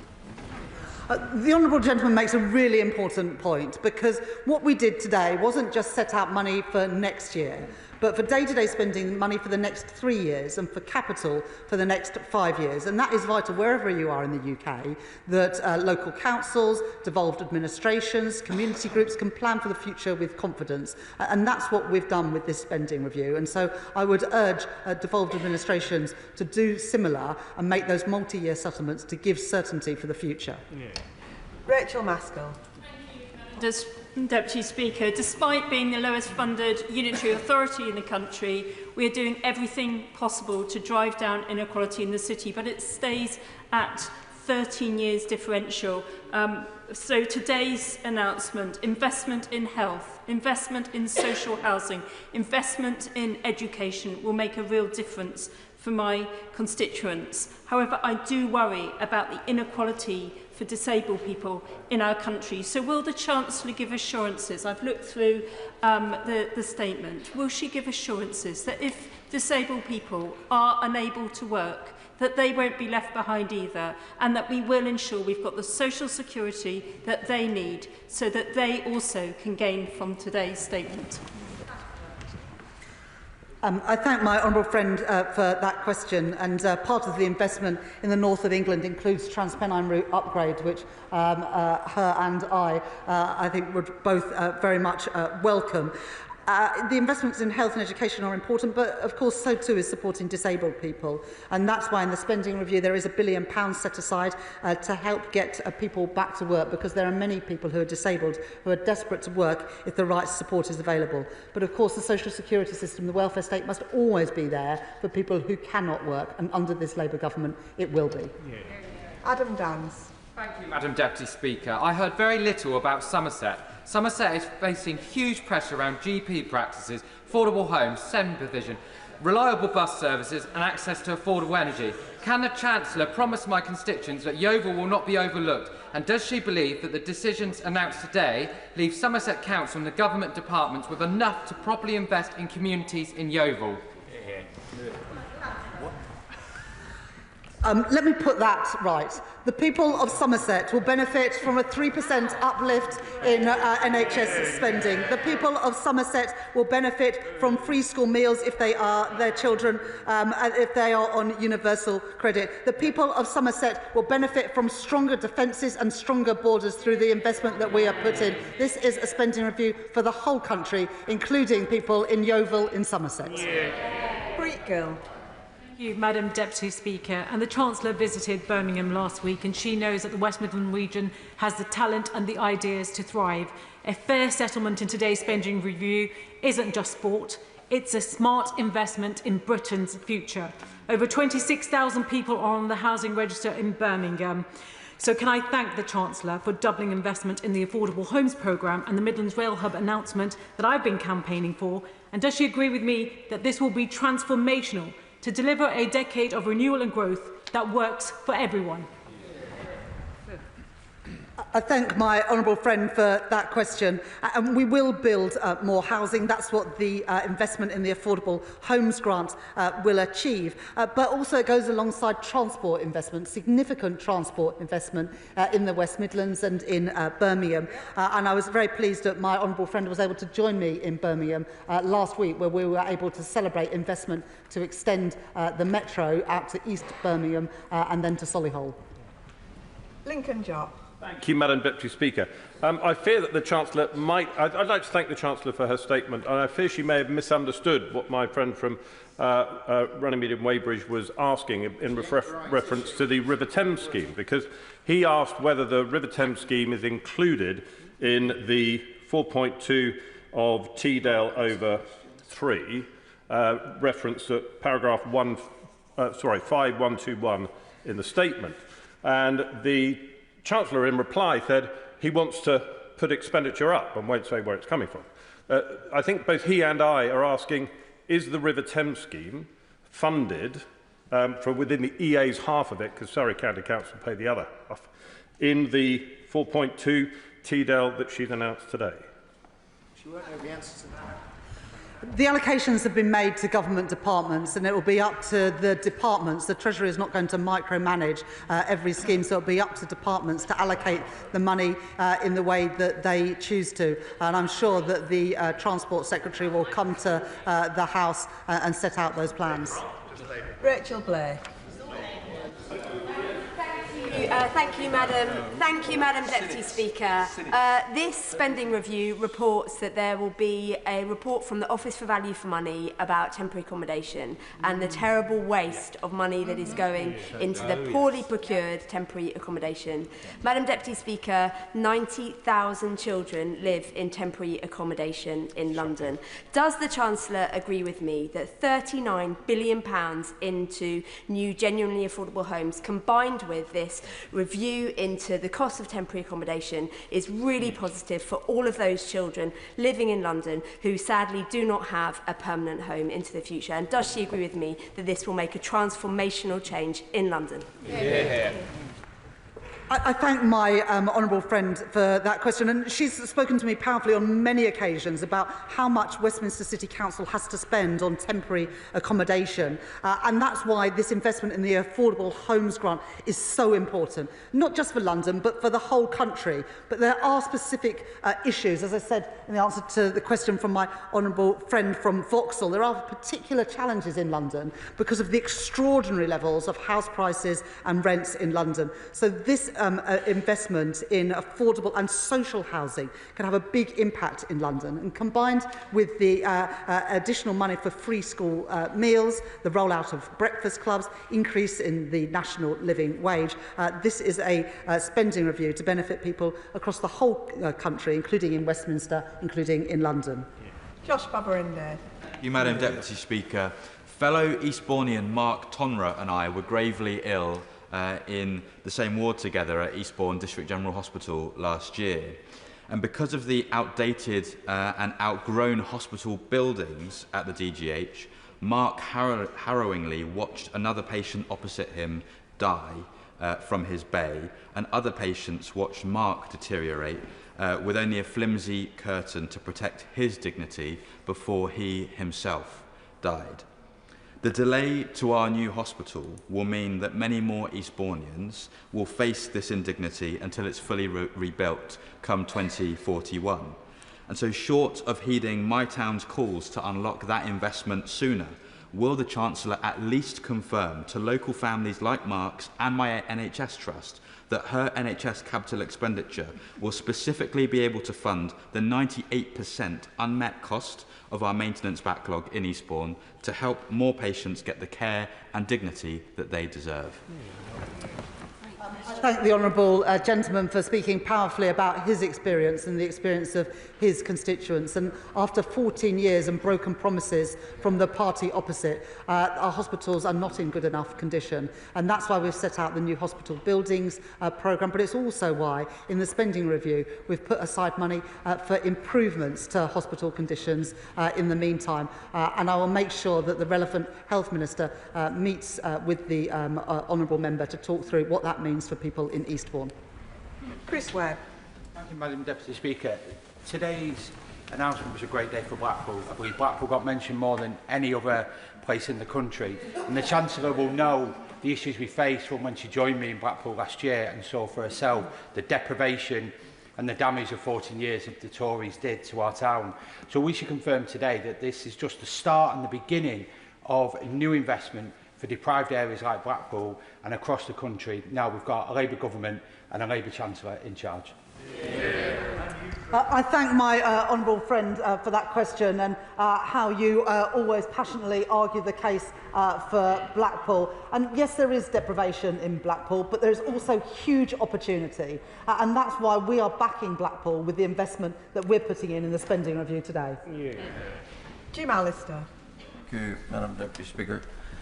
Why does the Chancellor think it appropriate to pledge £50 million on a preferential basis to a sporting organisation which has a political objective as its first and defining attribute, and which has named some of its sports grounds and its trophies after IRA terrorists who brought such death and destruction to Northern Ireland, while other supporting organisations are required to make do with what they were allocated in 2011. Does the Chancellor not see and agree that £50 million could make a far better contribution to meeting housing need and particularly social sewage infrastructural needs, which in my constituency has brought much of building of new housing to a halt?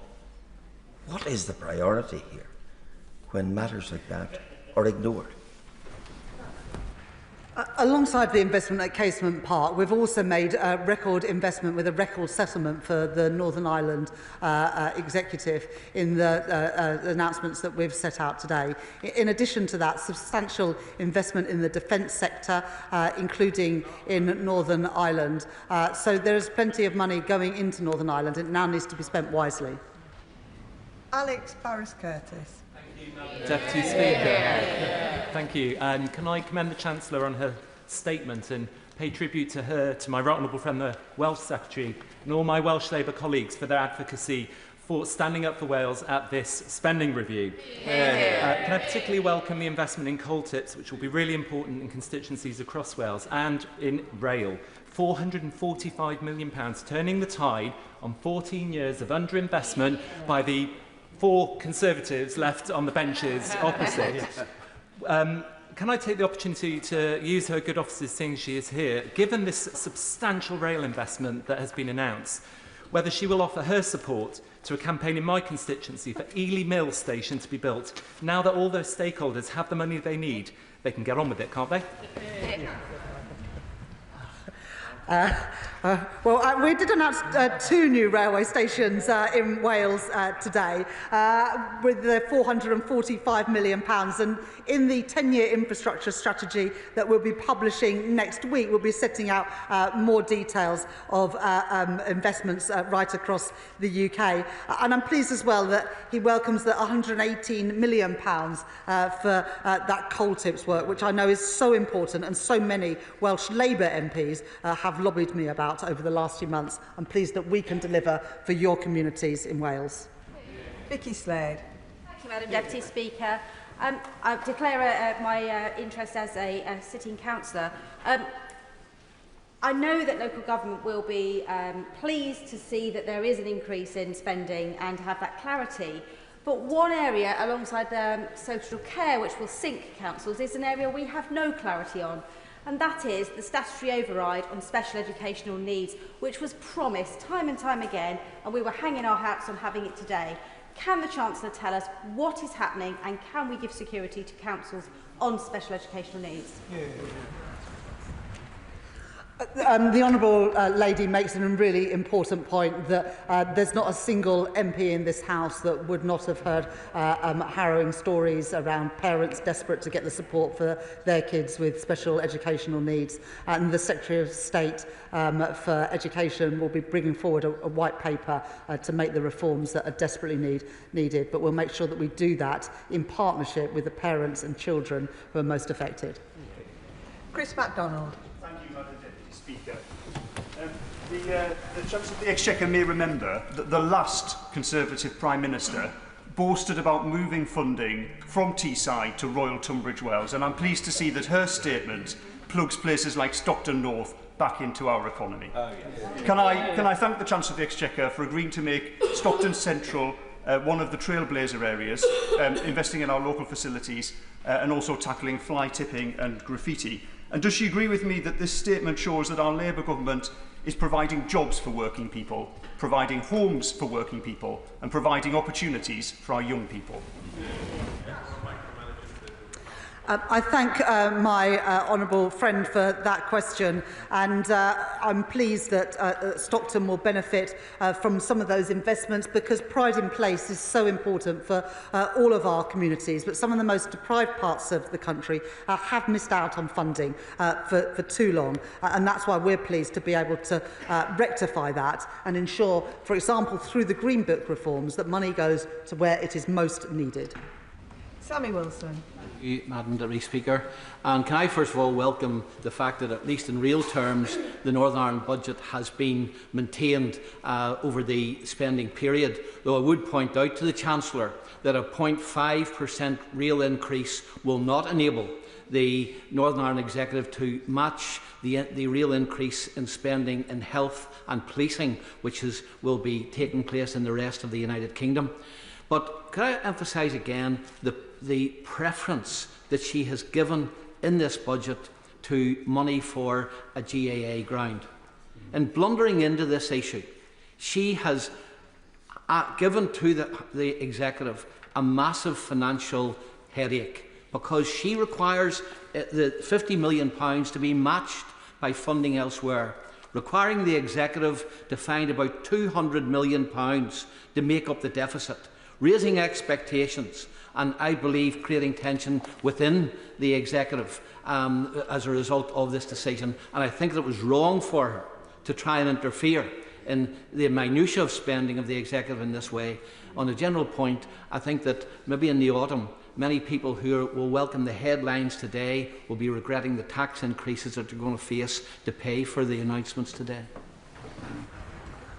Well, the announcements today are all within the envelope that I've already set out through the tax increases and the changes to the fiscal rules in the autumn and then the decisions in the spring statement. All we have done today is allocate the envelope that we already set out. As I said at the time, public services would now need to live within the means that we set at that budget. This does not spend a single penny more or a single penny less than the money that was already allocated. And on the specific issue that he's raised, I'm very happy to pass on what he said to the Northern Ireland Secretary and to ensure that there's a meeting between the relevant Minister and the relevant Members of Parliament. Andy McNair. Thank you, Madam Deputy Speaker. I wholeheartedly welcome this statement. It's a true Labour package that backs Britain and reverses years of declinism under parties opposite. They seem to have given up on Britain. But I also particularly welcome... well, yes. Declinism on the very benches. But I also particularly welcome the results of the Green Book review. This will get investment into the places that need it most. And in this regard, will the Chancellor agree with me that whilst it is big projects and city schemes that will get the headlines, it's absolutely vital that the full benefits of renewal are felt in small towns, like those that make up my constituency of Rosendale and Darwin, and at these previously left behind places must be at the forefront of our thinking as we develop local transport and infrastructure delivery plans. I thank my honourable friend for his question. He's one of the many MPs who has spoken to me about the need to reform the Green Book, and I thank him for feeding in his concerns about the ways in which the Treasury has previously looked at requests for investment. And I'm pleased that for the people of Rosendale and Darwin that we can start making a difference to those communities that were forgotten about for 14 years under the Conservatives. I was also very pleased to be in his constituency at the end of last year to open the 100th banking hub on a local high street in his community. John Milne. Thank you, Madam Deputy Speaker. I welcome the Government's decision to widen access to free school meals, a long-standing Liberal Democrat policy. But Castlewood Primary School, in my constituency of Horsham, tell me that they are currently losing 56p for every single meal they provide. Will the Chancellor undertake to fully fund school meals, or else is she asking schools to choose between teaching and eating? I'm really pleased that what we've set out today will lift 100,000 children out of poverty by providing free school meals to an additional 500,000 children. Real terms funding for schools is increasing. Real terms of funding per pupil is increasing to ensure that schools are able to provide these free school meals and the teaching that our children need. Matt Bishop. Thank you, Madam Deputy Speaker. Can I thank the Chancellor for the announcement today of the extra funding for crumbling schools. As we know, schools across the country have been left to fail under the last 14 years of the previous government. Can I ask the Chancellor how establishments such as Forest High School in my constituency, that is literally crumbling, day by day and at serious risk of closure can access those vital funds needed to remain that we can provide the service required for students in the Forest of Dean. Well, I thank my honourable friend for raising those concerns about schools in the Forest of Dean and that school in particular. It's not good enough, the state that schools are in at the moment after 14 years of Conservative government.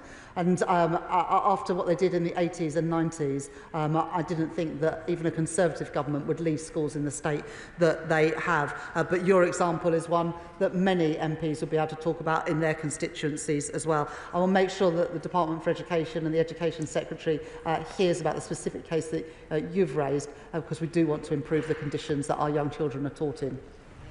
Gideon Amos. Thank you, Madam Deputy Speaker.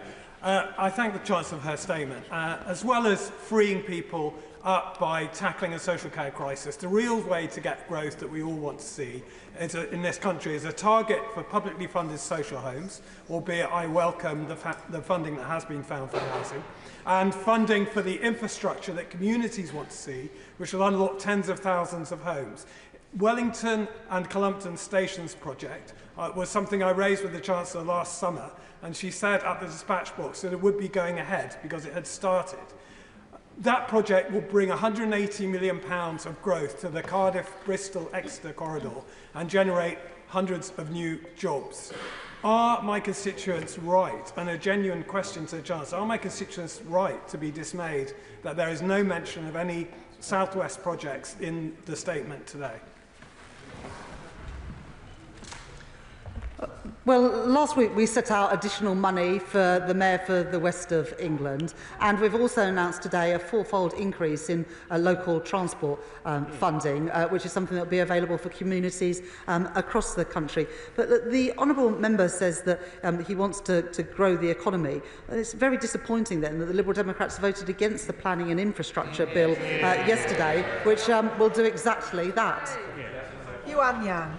Thank you, Madam Deputy Speaker. I strongly congratulate the Chancellor for the impact she's already had by reforming the way the Treasury works, in particular to unlock the capital investment that we need for the future of our economy. I also commend her for her commitment to our future generations through her funding for schools and extension of free school meals. Will the Chancellor continue to work with the Treasury to change the way that it appraises the benefits of human capital investment to ensure that there is sufficient funding, particularly for early intervention into SEND, particularly for local authorities like mine in Reading and Wokingham? I thank my honourable friend for welcoming the reform we've brought in at the Treasury, the reform to the fiscal rules to unlock money for investment, the reform with financial transactions to enable more money to be spent through public finance institutions, and particularly the reform of the Green Book. My honourable friend is absolutely right to mention the importance of human capital, and that's why in the spending review today we've announced a significant investment in skills and also in ensuring that children are ready for schools through investment in the early years.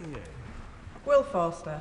Thank you, Madam Deputy Speaker. As the MP for Woking, I represent the most bankrupt and indebted local authority in the country. Therefore, I was very disappointed that it appeared the Chancellor didn't mention councils or local government once in a statement. I am more disappointed in the detail of the statement that the government is only investing an extra 1.1% in local government next year and the year after.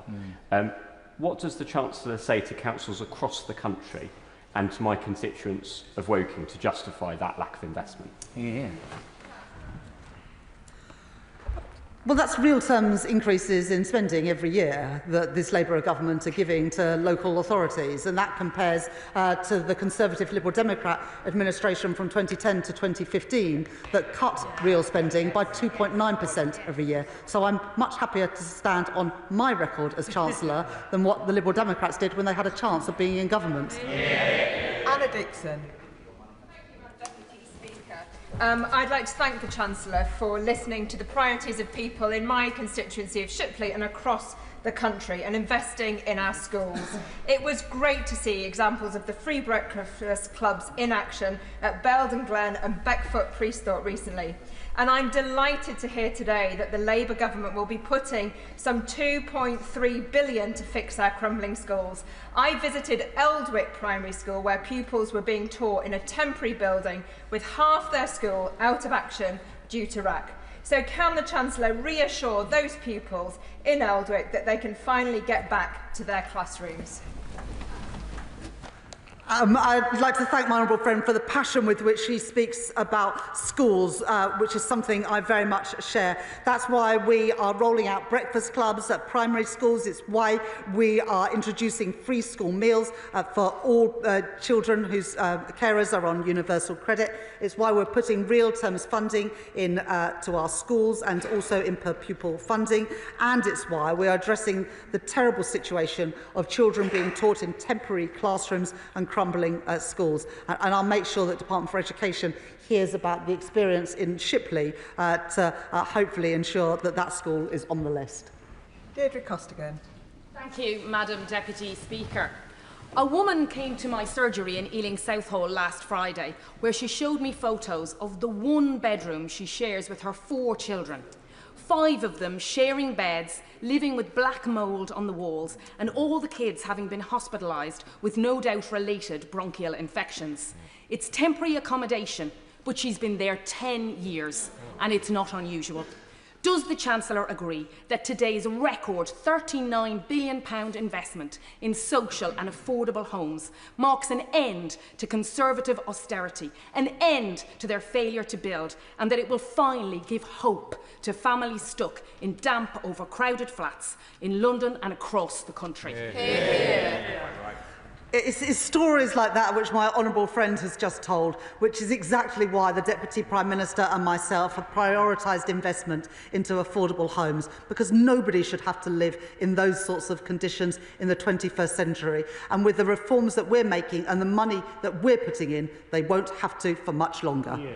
Adam Thompson. Thank you, Madam Deputy Speaker. And can I thank the Chancellor very much for her statement today. I particularly welcome all of the choices that she made, but especially the investments in Derby and the wider East Midlands, which are going to be an enormous boon to my constituents in Erewash.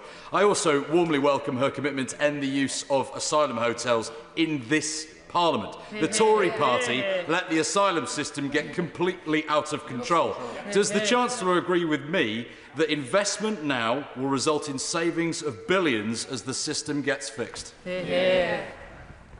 I thank my honourable friend for that intervention. The investment that we're putting into Derby and also into Nottinghamshire is significant. Small modular reactors, investment in defence, investment in fusion as well, creating good jobs, paying decent wages right across the East Midlands. And on the issue of asylum hotels, I don't think that taxpayers' money should be used for this purpose, and that's why we are reducing the cost of asylum accommodation, I think by around £1 billion during the course of this Parliament, and ending the use of asylum hotels.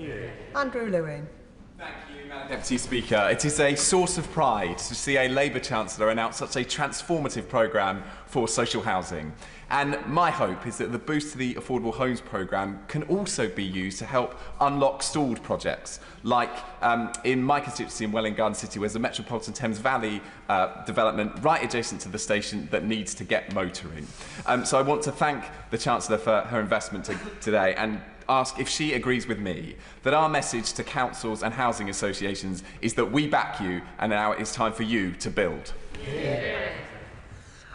The changes we've made to the planning system, the changes we are making through the Planning and Infrastructure Bill, gives the opportunity to build. And what we've done now is back that with money through the Affordable Homes Grant to ensure that we included in that is a good proportion of social and affordable housing for all the reasons that honourable members have mentioned, and particularly around this issue around housing around stations. There's huge potential there. The infrastructure is there.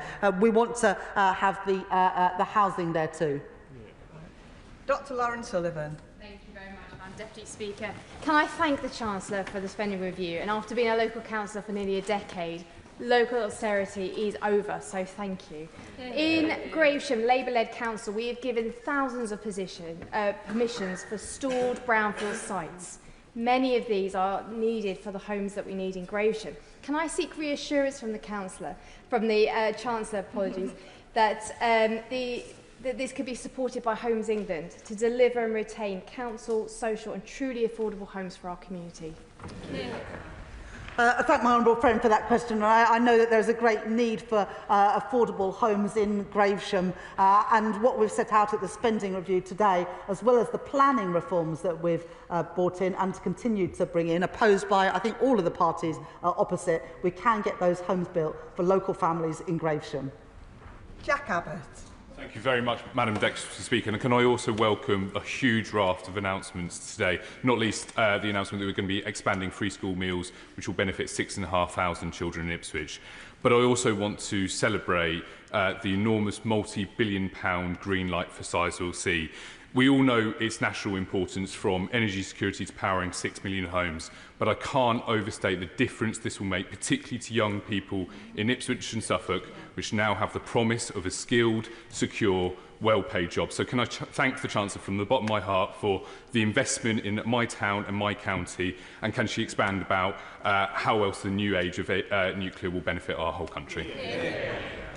Thank my honourable friend for that question. And the Prime Minister was in Ipswich with my honourable friend yesterday, I think at a local college, and the Prime Minister came back from that visit even more determined to crack on and build this, the nuclear power station in Suffolk at Sizewell, because of the impact it will have, not just on bringing down bills, but bringing good jobs to Britain, bringing good jobs through the supply chain, and ensuring that young people can have their hope and their future back, knowing that they're going to be good jobs in the places that they live, where they can make a career for themselves and bring prosperity to their families and their communities. Yeah.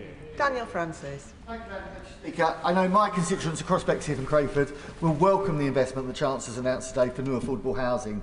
The government's set ambitious targets for 1.5 million homes, including 88,000 homes across London. To reach these targets, alongside investment in affordable homes, we'll need investment in new transport infrastructure, projects like the DLR extension to Thamesmead, which is forecasted to unlock up to 40,000 new homes in brownfield sites across 2 of the most deprived boroughs in London. So can the Chancellor reaffirm the government's support for this important project and commit to providing funding for it? I thank my honourable friend for that question, and Bexleyheath and Crayford is a part of the country that he knows, that I know well, and there is huge potential in Bexleyheath and Crayford for more homes and more investment. We've set the budget now for the Department for Transport. We're going to be setting out the 10-year infrastructure plan next week to unlock more investment, both public and private, in housing and in transport. Antonia Bands. Madam Deputy Speaker, one of the first pieces of casework I picked up was of a young woman pushing her 2 children through central Wednesbury. We moved to the side and she told me she was in temporary accommodation, and then she showed me the insect bites up her arm. In my council's area, there are 21,000 people on the housing waiting list, nearly 550 families in temporary accommodation, awful substandard B&Bs, multiple buses to get their kids to school. So can my right honourable friend confirm that our share of the £39 billion for council and social housing is coming to Tipton and Wednesbury and Coseley, to the Black Country, to the West Midlands, to build the homes for local families that we need? It absolutely is. Lawrence Turner. Thank you, Madam Deputy Speaker. I was delighted to hear the official commitment today in backing the Midlands Rail Hub, and I'd like to thank the Chancellor and the Transport Secretary for listening to the at times persistent representations in support of this essential project. We inherited a set of engineering plans with no money behind them. Now there's a chance to turn them into something real, and this is good news for Birmingham, it's good news for the economy of the West Midlands. At the centre of those works is Kings Norton Station in my constituency. We need the works there to unblock the cross-city line, and on a matter of literary heritage, Kings Norton is also the birthplace of Thomas the Tank Engine. The Reverend Audrey lived a few yards down the road. Wouldn't it be a great tribute if space could go on the ground for the 80th anniversary next year? So will the Chancellor and her officials work with local representatives so we can understand which of those individual projects are going to be started first and we can finally restore Kings Norton Station to its former glory? I once spent a day at Thomas the Tank Engine Wells, but I hope that the trains that we're going to be investing in and the tram lines may be a little bit less talkative and a bit more productive. The reason I mentioned my honourable friend in my speech today is because he has persistently lobbied for the Midlands rail hub, and we're very pleased as a government to be able to make that commitment today that will benefit his constituents and many others as well. Kevin Bonavia. Thank you, Madam Deputy Speaker. Today's spending review is a great big boost for the defence and life science sectors in this country. My constituency of Stevenage is a national hub for both of those sectors. This morning I visited the cell and gene therapy catapult with the Minister for Science, Lord Patrick Vallance. Last week, my Right Honourable friend, the Secretary of State for Defence, visited MBDA to see the Storm Shadow missiles being fitted out for Ukraine. Today's extra investment will be a great big welcome in my town of Stevenage. Young people want those new jobs.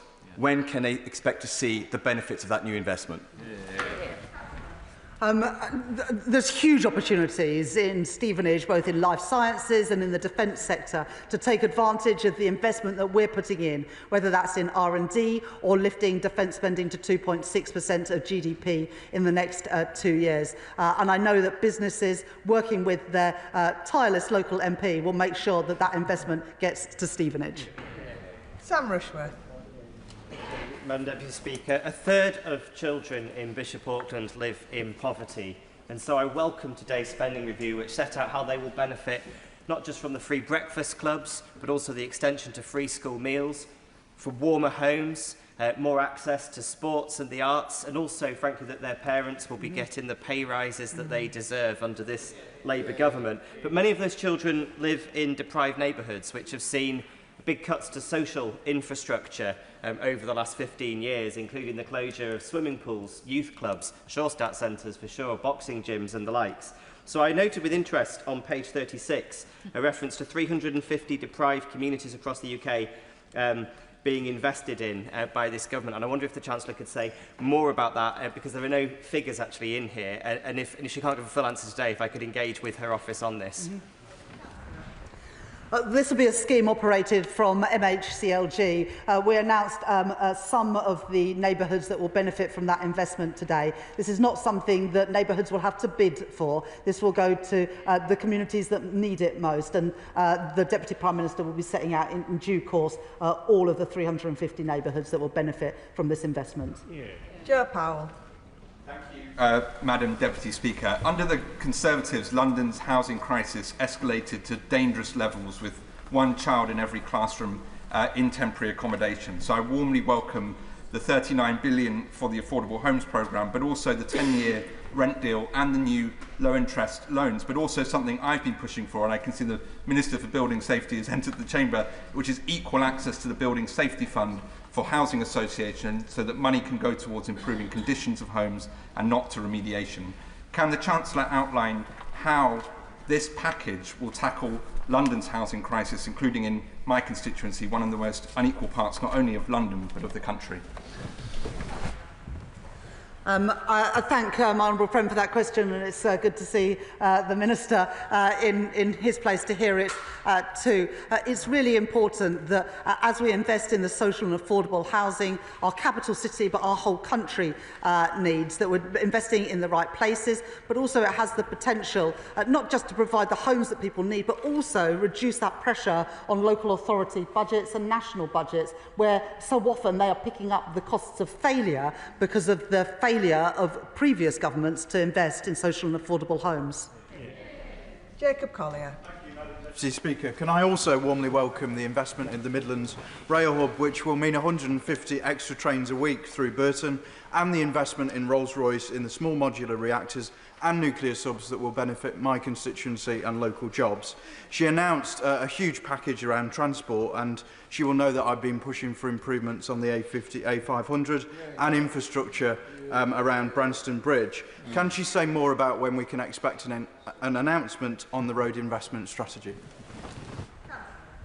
It sounds like it's a pretty good day to be an MP in Burton.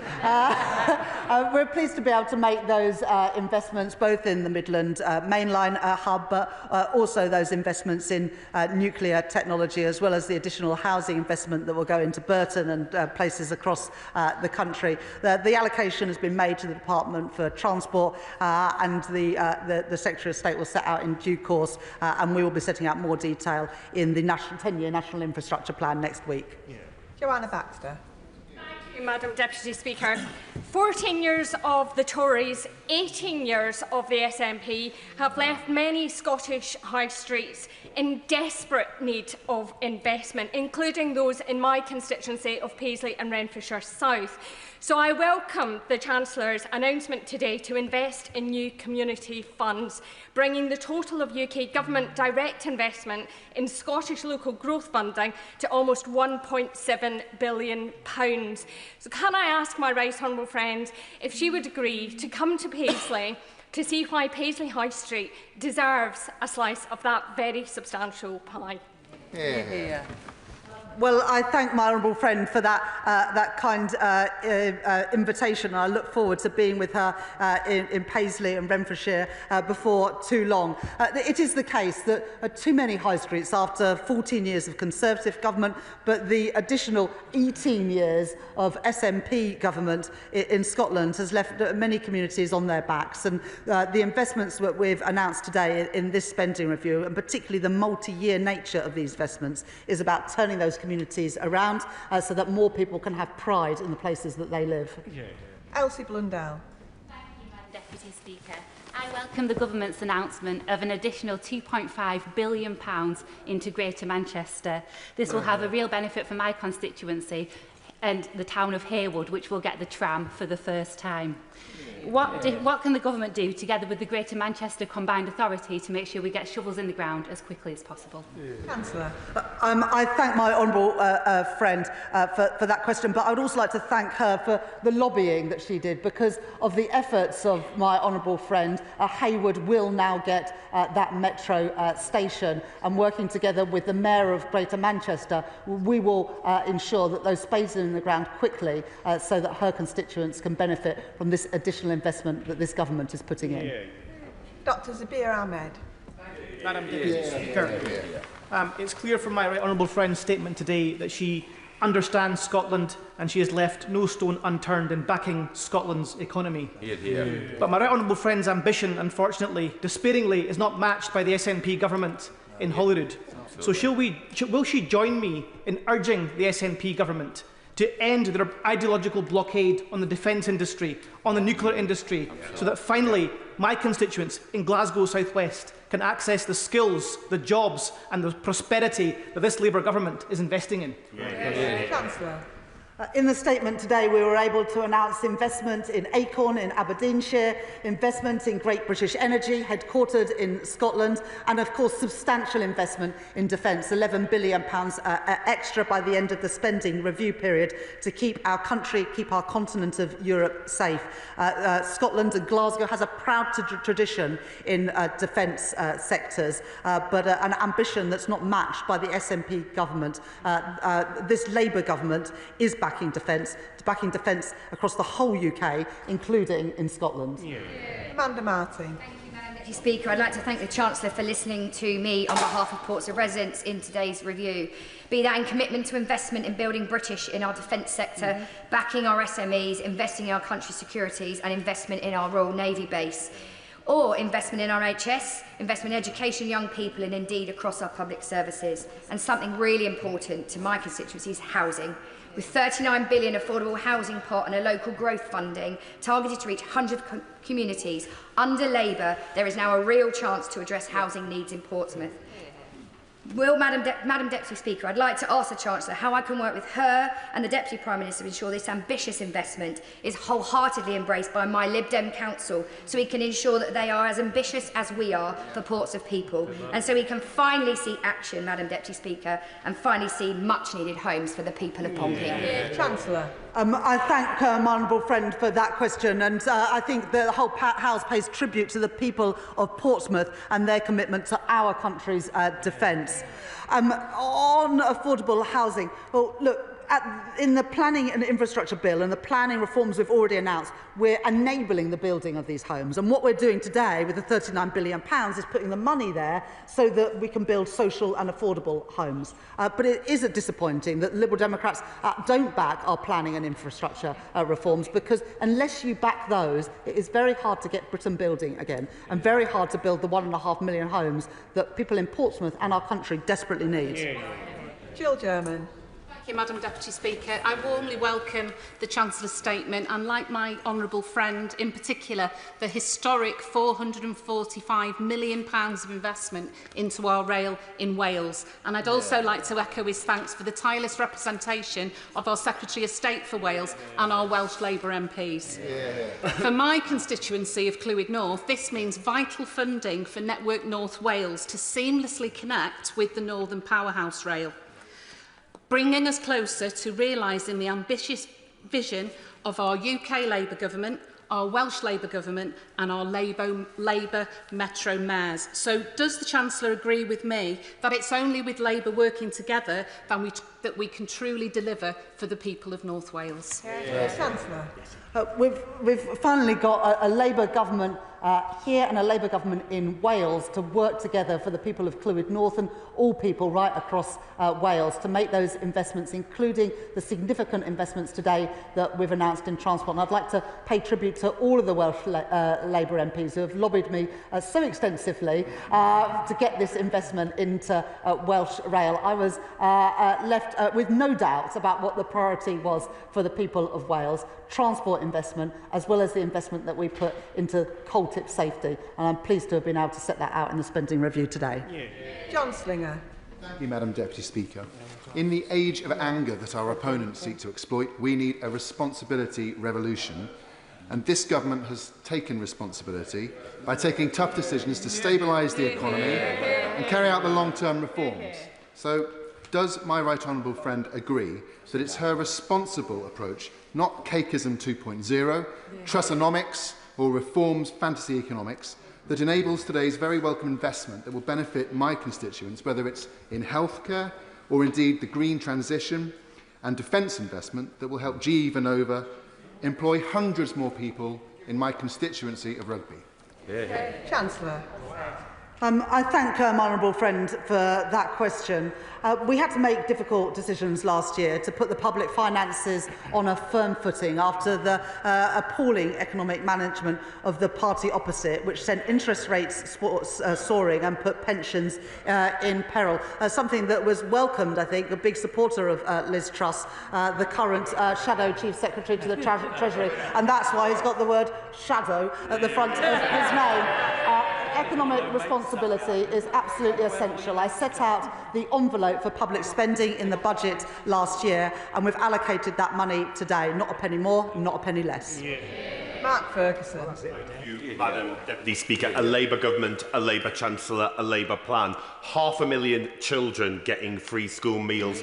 Huge investment in our National Health Service, jobs and opportunities closer to home, and £39 billion for affordable housing. Fantastic for my community. But does she agree that people in Gateshead and Wickham may benefit the most from the changes that she made to the Green Book? And does she also agree with me that it gives communities like mine huge opportunities for the future? Chancellor.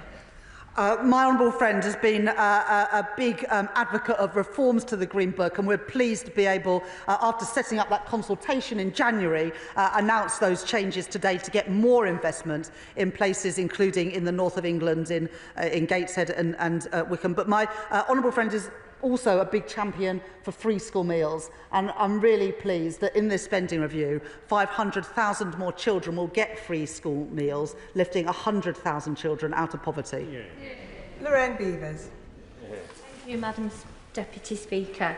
I welcome the Government's commitment to investing in Britain's future, tearing up the old rule book which held back constituencies like Blackpool North and Fleetwood for too long.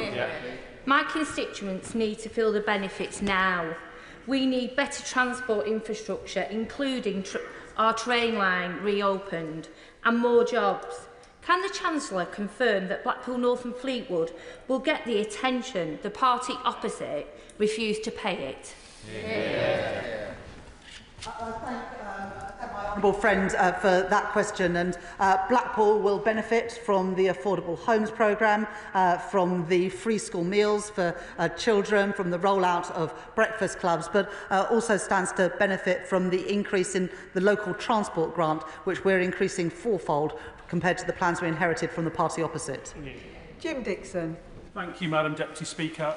People in my constituency of Dartford will hugely welcome today's statement, not just for the investment in public services, so in schools, in the NHS and in new homes, but also the commitment to investment in transport infrastructure, because people in Dartford are sick and tired of living in terrible congestion caused by the Dartford crossing, but also due to the collapsed Galley Hill Road in Swanscombe. So can the Chancellor reassure me that not only will families be better off in Dartford as a result of the spending review, but also it will help to get Dartford moving?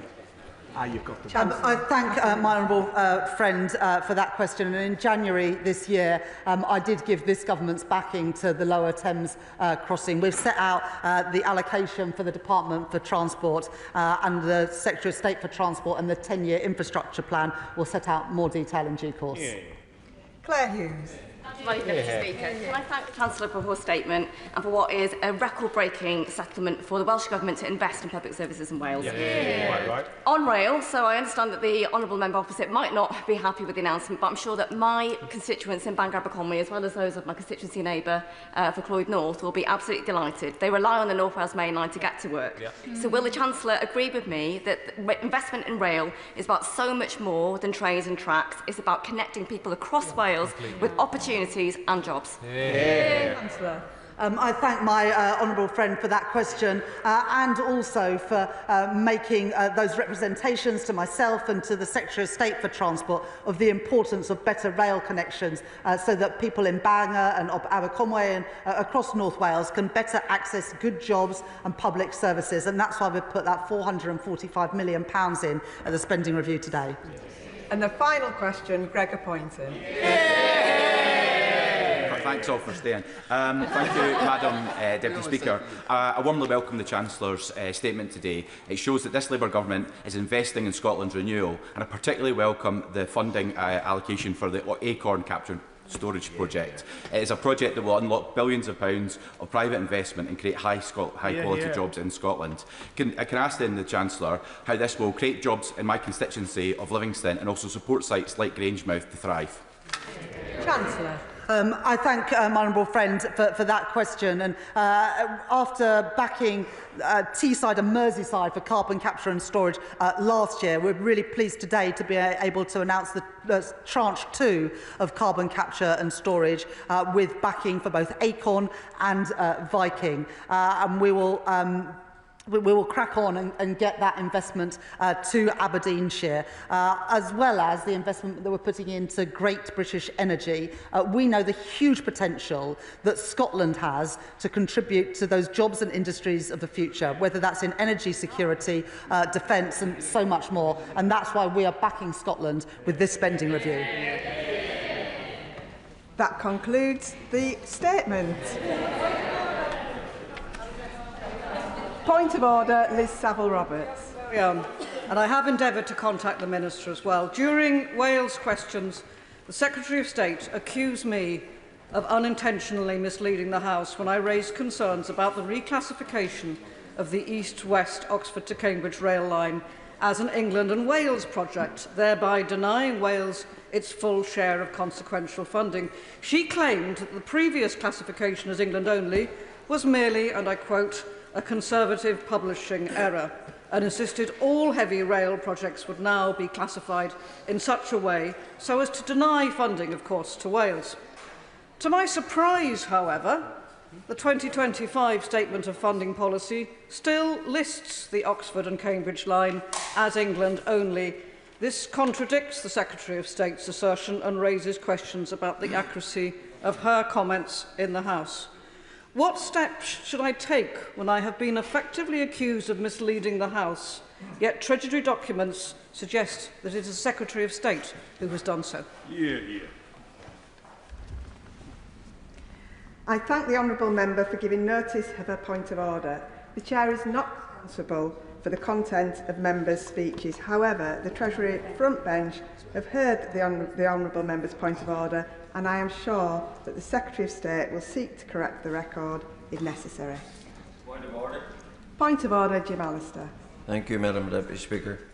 The whole House, as I am, will be appalled by the grotesque and wanton violence which has afflicted Ballymena in my constituency, and also appalled by the sexual assault on a young 14-year-old girl. There can be no excuse for the resulting violence. However, the government must be aware of underlying tensions produced by uncontrolled and often undocumented immigration. In that regard, would it be in order to ask that the government should make a statement to this House in what it is going to do to constrain the flow of migrants who legitimately travel under freedom of movement from one EU country to another, in this case into the Republic of Ireland, and then pass unchecked from the Republic of Ireland into Northern Ireland, which has been a contributor, particularly in respect of Romas, it would seem, as to the concentration and the problem that has consequently resulted. None of that excuses violence, but it is a matter of concern to many. So can I ask, how can I obtain a statement from the government as to how it imposes to address that gap in our controlling who comes and who goes from our own country? I thank the honourable gentleman for his point of order. I've had no notice that the government intend to make a statement. However, the government benches will have heard his comments and now on the record, and he will also have an opportunity tomorrow at business questions to raise this matter again.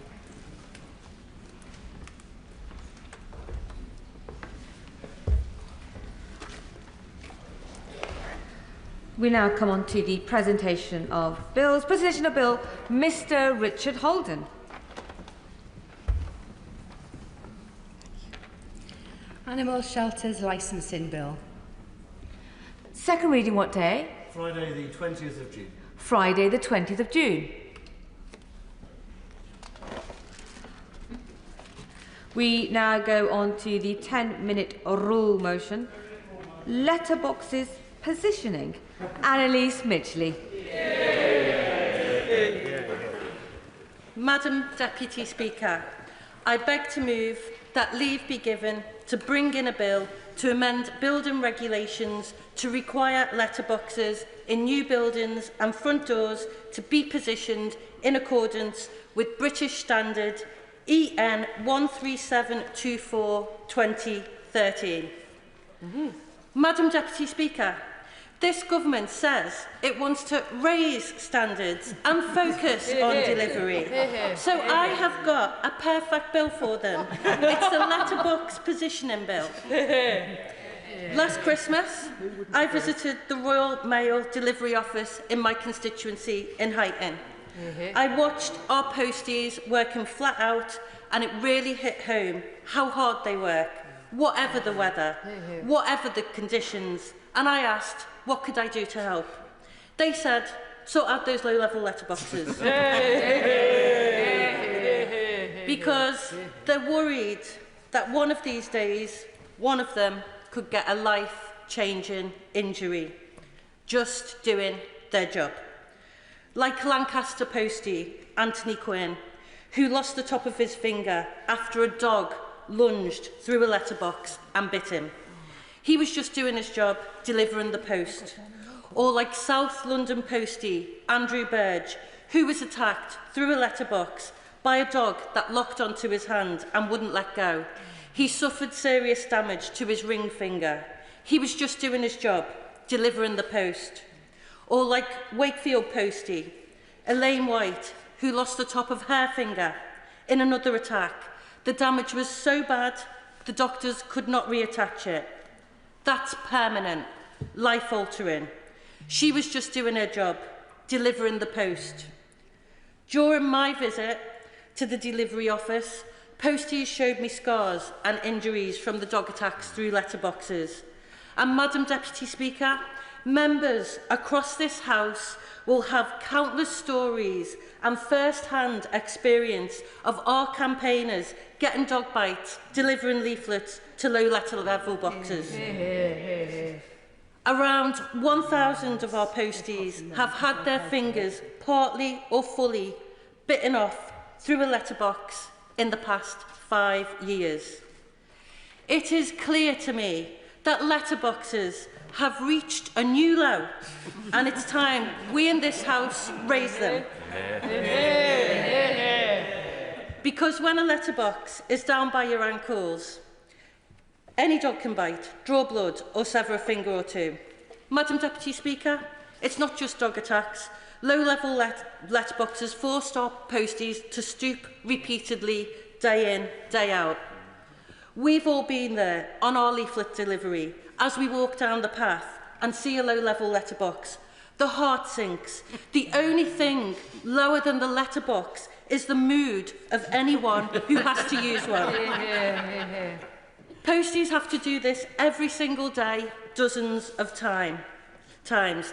And many of our posties get serious back problems and suffer back pain for years from their job.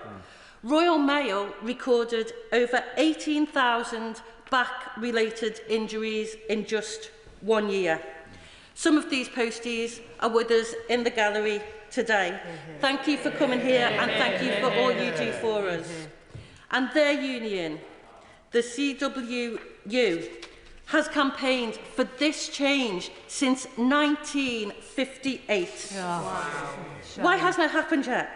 Because a recent survey of CWU reps found that 93% reported issues with low-level letterboxes in new buildings, and 99% said following the standard that this bill would bring in would make a real difference, with letterboxes being 70 centimetres from the ground. Madam Deputy Speaker, this isn't just about protecting workers, though that is obviously reason enough. It's also about the cost of inaction. In 2022, back pain alone led to 154,000 lost working days at Royal Mail, costing them £16 million. Dog attacks lead to NHS treatment, police investigations and court cases. Madam Deputy Speaker, I'd like to thank the members that have co-sponsored this bill.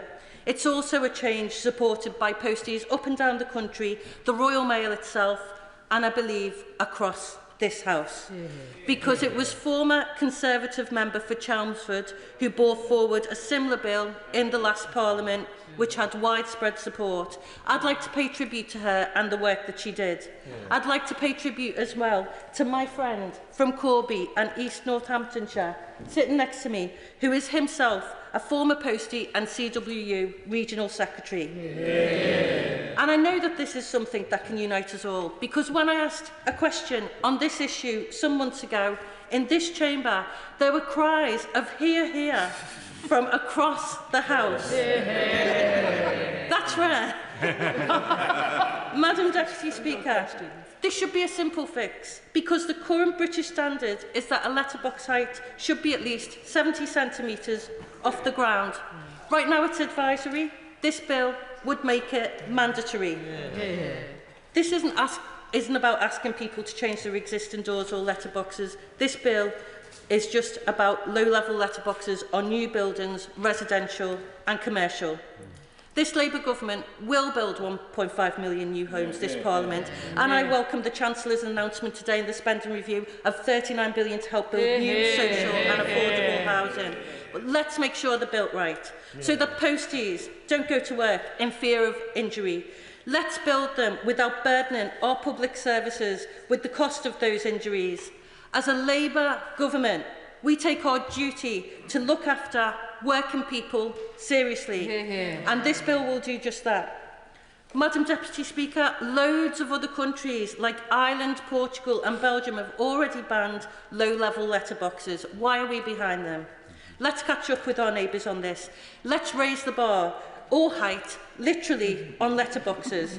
It will save pain, prevent injury and cut costs. It's the right thing to do for the people who deliver our post, a part of our community and who look after us day in, day out.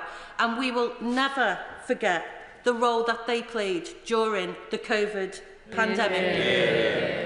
Because our consideration for our posties' health and safety at work should be first class.